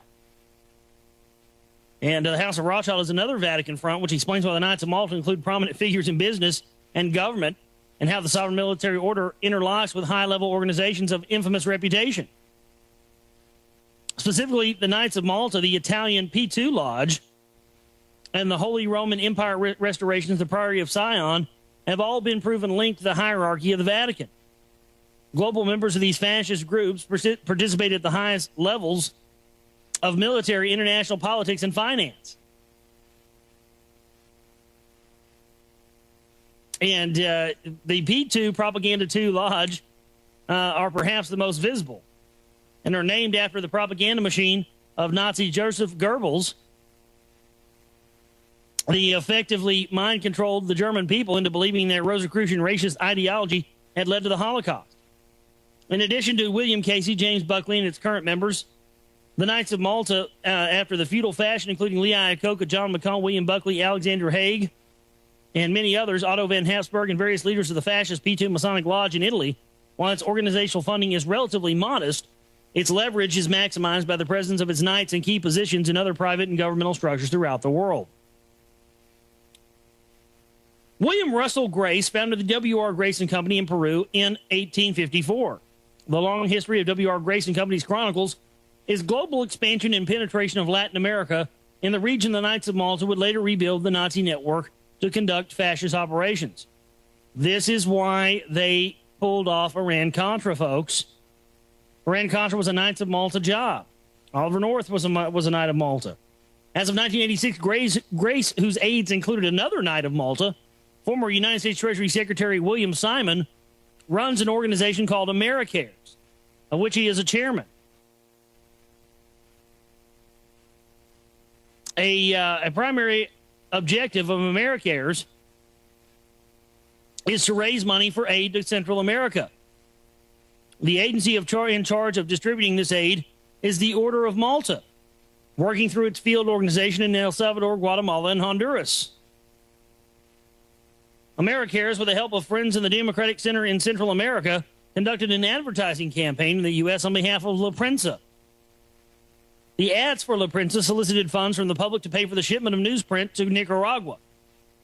Prodemsa was a neoconservative group that provided U.S. government grants to La Prensa and sponsored pro-Contra aid in U.S. newspapers using funds from Oliver North's secret aid network.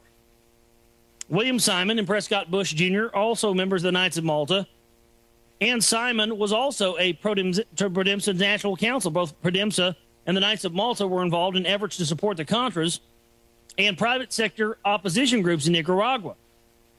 William Simon, who was Treasury Secretary under Richard Nixon, was also the chairman of the Nicaraguan Freedom Fund, a fundraising organization set up in 1985 by the Washington Times, a newspaper owned by the Unification Church of the Reverend Sun Myung Moon. The Nicaraguan Freedom Fund was established to raise funds for the Contras. From 1982 to 1995, J. Peter Grace of the CFR and the Knights of Malta was chairman of the Advisory Committee of AmeriCares, which included William E. Simon, CFR, Treasury Secretary under Richard Nixon, The honorary chair of AmeriCares is Sabrina Brzezinski. Bilderberg Group, Trilateral Commission, CFR. Ambassador at Large is Barbara Bush.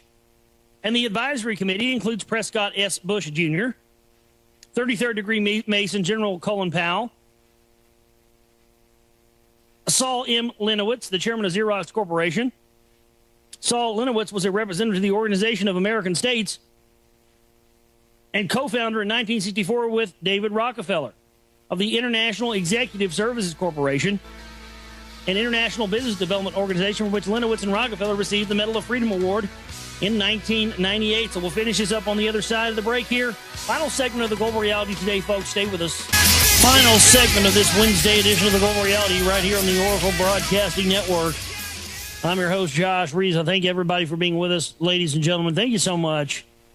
And I want to thank everybody always for being here and for broadcasting the shows and for listening to the shows and for getting the DVDs and everything else. I just want to thank everybody for everything they've done. And, I think that we're going to continue to do great work. We're going to continue to do what we can to expose all elements. This is really, truly about beating the New World Order. This is not about claiming we want to beat the New World Order, yet keeping people in a box, keeping people in a state of arrested development by not giving them the whole picture.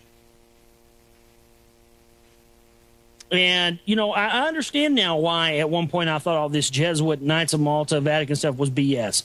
That's because the people that control the Patriot movement, folks, don't talk about it. They want you to think that it's BS. That's why.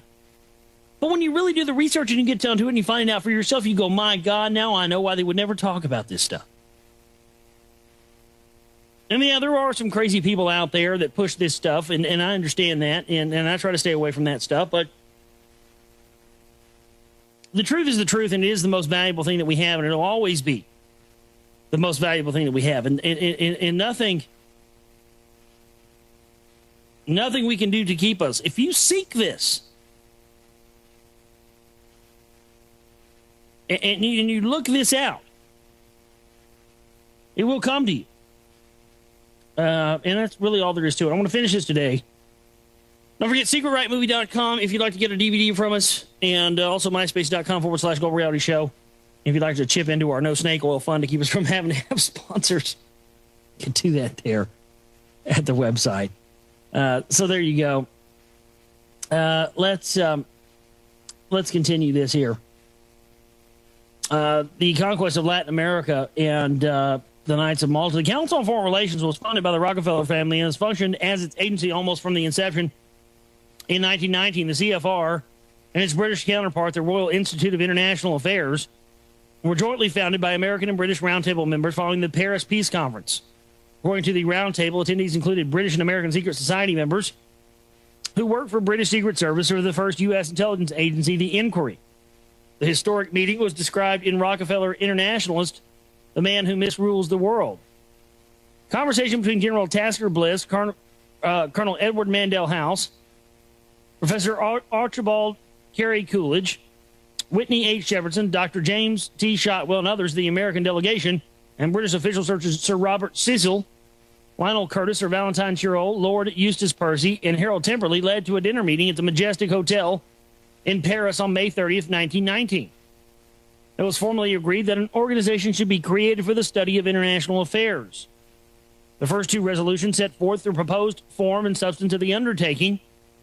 Resolved, those present undertake to form the institute entitled the Institute of International Affairs, founded in Paris in 1919, comprised by the outset of two branches, one in the United Kingdom and one in the U.S. CFR member J. Peter Grace's collusion with the Rockefeller exploitation of Latin America was documented in Thy Will Be Done, the conquest of the Amazon, Nelson Rockefeller in the evangelism in the Age of Oil. David Rockefeller made plans to absorb Nelson's old Inter-American Council and the Latin American Information Committee into the Business Group for Latin America, and what emerged was the Council for Latin America, now called the Council for the Americas, which united more than 200 corporations and more than 80% of the U.S. investments in Latin America into a common business front. David set up in Manhattan townhouses across the street from the mansion Junior had given him on the Council on Foreign Relations. David was not just a brother of one of the best-known Americans in Latin America, and not just president of Chase Bank. He also represented the Council for Latin America. J. Peter Grace, chairman of W.R. Grace & Company, another leading figure in David's Council for Latin America. During the period of the Boland Amendment's ban on the U.S. government's involvement in Latin America, a network of private right-wing groups worked to subvert leftist governments by supporting rebel organizations such as the Nicaraguan Contras. Among these was the Western Goals Foundation, whose principals included, besides Larry McDonald, John Rees, Roy Cohn, and General George S. Patton III. Other persons of note with associations to Nazis, subversive organizations, organized crime, the FBI, and the CIA. General Major John Gay Singlet became CIA deputy chief in South Korea during the Korean War and served for 2 years in Vietnam during the 1960s. At that time, he was commander of the Joint Unconventional Warfare Task Force known as MACSOG. In that role, he was one of the commanders of Operation Phoenix. Although he denies having part in that program's infamous assassination and counter-terror aspects, in 1978, as Chief of Staff of the United Nations Command in South Korea, he publicly condemned the decision of President Jimmy Carter to reduce the number of U.S. troops in that country and was then forced to retire. Well, actually, he publicly condemned Carter for not giving him the neutron bomb to drop on the Koreans. Now, that clip is in my new documentary. It's there. We have the ABC News clip where they admit that. Carter wouldn't give him the neutron bomb to drop on the Koreans, so he got pissed. Professional assassinations manager Felix L. Rodriguez met with Bush aide Donald P. Gregg officially and secretly at the White House. Gregg then recommended to National Security Advisor Robert Bud McFarlane a plan for El Salvador-based military attacks on a large area of Central American nations, including Nicaragua. And, I mean, you know, this is unbelievable. All the stuff we detail in my film as well. But we're going to stop right there. And we'll pick up tomorrow on tomorrow's broadcast from 11 to 3 Central Standard Time. And we'll pick up where we left off on this information. Tomorrow's a lot more to get into concerning the John Birch Society, the Western Goals Foundation, the Knights of Malta, the CMP. We'll pick up tomorrow, and where we left off, where we're going to start tomorrow on the show, is the World Anti-Communist League. And so now, for the duration of the broadcast, we're going to get into news. Vatican defends Benedict from Israeli criticism. The Vatican defended the Pope Tuesday from a growing chorus of Israeli critics who accused the German-born Benedict of failing to express enough remorse for the Holocaust. Yeah, and they've come out and also now said that he was not a Hitler Youth. Benedict was not a Hitler Youth. That was a lie. Hitler Youth passage denied by Pope on trip hit by row over Holocaust. The Pope has said he never was a member of the Hitler Youth. I love that. This is exactly what it says. He's never was. He never was a member. That sounds like it's second grade. I never did that. I never was a member. The Pope said he was never a member of the Hitler Youth, which was a movement by fanatical volunteers. Yeah, documentation is a biatch, isn't it? You sure were a Hitler Youth there, rat line zinger. Oh, goodness. What else do we got? U.S. to borrow 46 cents for every dollar spent. So for every dollar you spend, ladies and gentlemen, your government's going to borrow 46 cents of that. Boy, that's a nice way to dig us into socialism. Not that we're not already there, but hey, the government will borrow nearly 50 cents for every dollar it spends this year, exploiting the record federal deficit past $1.8 trillion under the new White House estimates. Never. I love it. Oh, man. What else do we got? I'm running out of time. Darwinian children's books. This is an interesting one. This weekend, Bruce Barcott reviewed 2 new children's books about Charles Darwin, time for the 150th anniversary of the origins of the species. Yay, we have new children's books that teach children about Darwin, the eugenicist, from the Tavistock Institute. Yay! Give those to your kids. All right, folks, SecretRightMovie.com and TheGlobalReality.com. My name is Josh Reeves.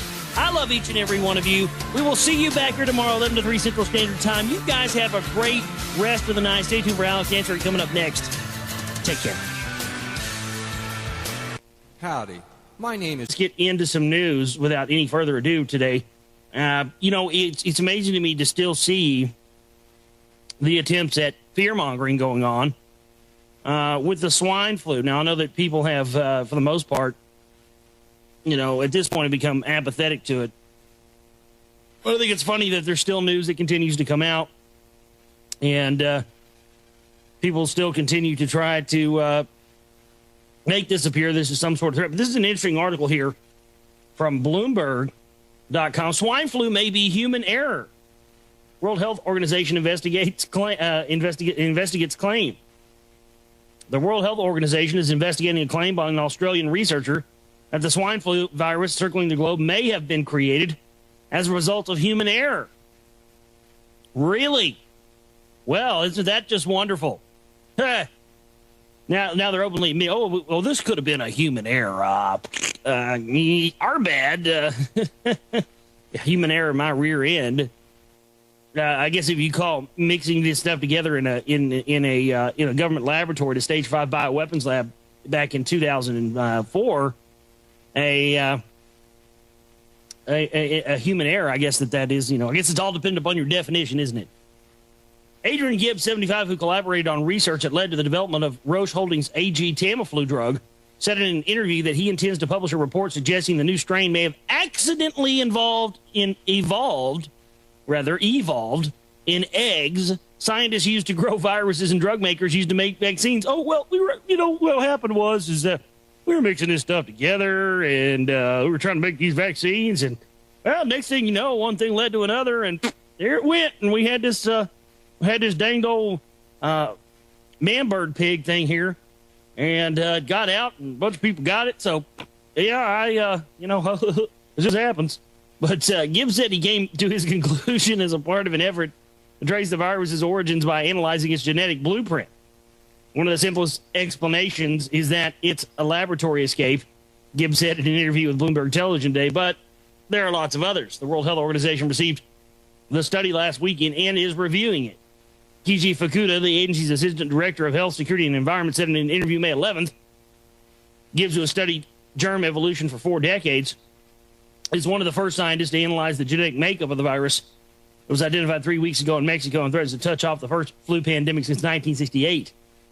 A virus that resulted from lab experimentation or vaccine production may indicate a greater need for security, Fukuda said. By pinpointing the source of the virus, scientists may also better understand the microbe's potential for spreading and causing fast. In the U.S., that state officials may soon stop counting individual cases. A federal health official said on Monday the novel H1N1 virus accounted for 40% of flu viruses logged in the U.S. in the past week and helped propel an uptick in overall flu-like illnesses.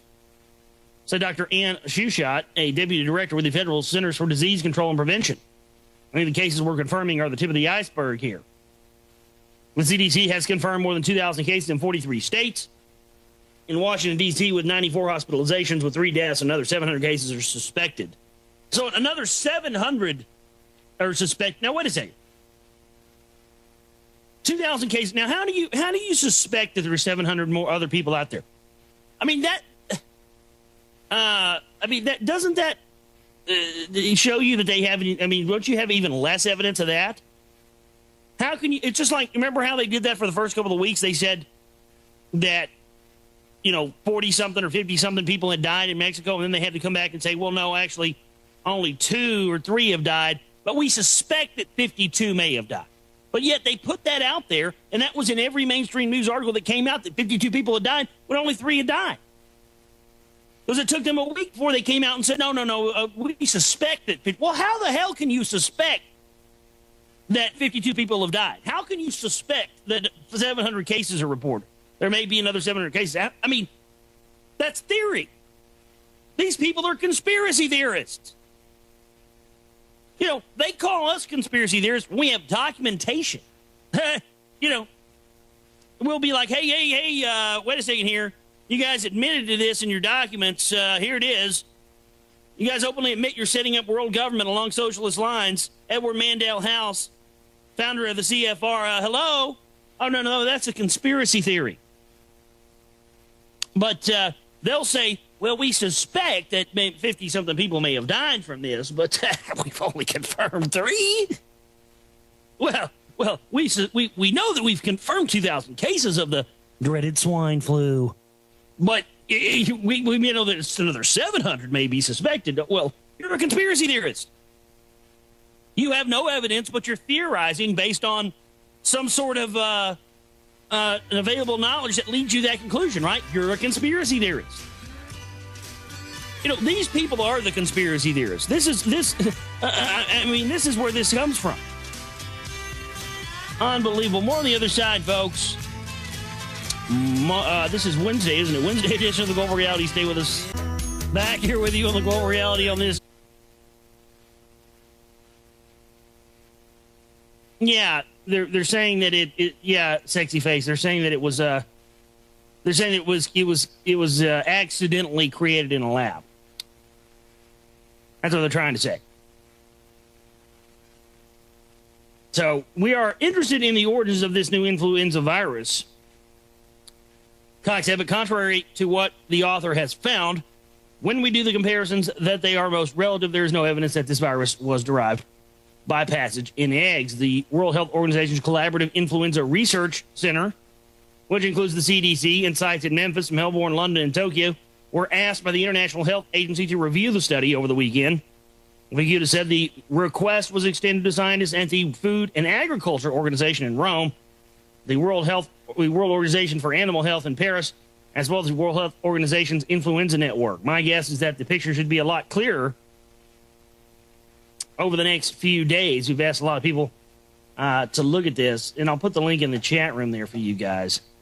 No, I mean, well, they're not admitting that but see, you gotta understand, they're not admitting that they actually created it in a lab. They're saying that they accidentally did it. So they're trying to own the information. They're trying to own the origins of it. It's a nice little psychological operation to keep you from finding out that they actually cooked it up and released it intentionally. Now they're trying to, they know a lot of people have figured that out, so now they're trying to negate that and say, oh, no, what happened was we accidentally mixed it up. So that's how it got out. But swine flu has infected 5,251 people in 30 countries so far, killing 61. Okay, can we please see a body again? I mean, what do we have to go by on this stuff? With their word? I mean, if you're taking these people's word on anything anymore, you need to have your head examined. You know what I mean? I mean, let's see some bodies here.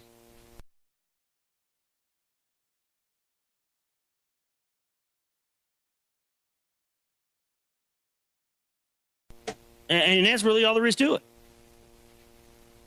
Well, what else? We have another one here. Here's another one on the fear-mongering front. So there's you have that. Now here's this one from MSNBC, where they say, now the swine flu is spreading too fast to count. The CDC says confirmed cases are only the tip of the iceberg. So now they're saying that it's even worse, and there are more cases than the confirmed cases that we have. Wow. That's a whole new level of fear-mongering, isn't it? Swine flu is spreading so far. All right, ladies and gentlemen, welcome to another live edition of the Global Reality right here on the Oracle Broadcasting Network. I'm your host, Josh Reeves. This is the Wednesday, May the 13th, 2009 edition of the broadcast. And we'll be live here with you for the next 4 hours as per usual. And, Wednesdays sometimes are a lot like Mondays. And we got a lot of news today. We got a ton of news. We got a bunch of news I didn't get into yesterday. And I've got some news to get into today as well. So we'll get into a lot of news and information today on the broadcast, and be getting into some various topics as well today. I've got some audio clips I want to play, probably coming up and around in the second hour today, pertaining to a topic of discussion that happened yesterday on a radio program. Those of you that may have caught Lee Rogers' Live Free or Die radio program last night, which airs every Monday through Friday from 9 to midnight Central Standard Time right here on Oracle.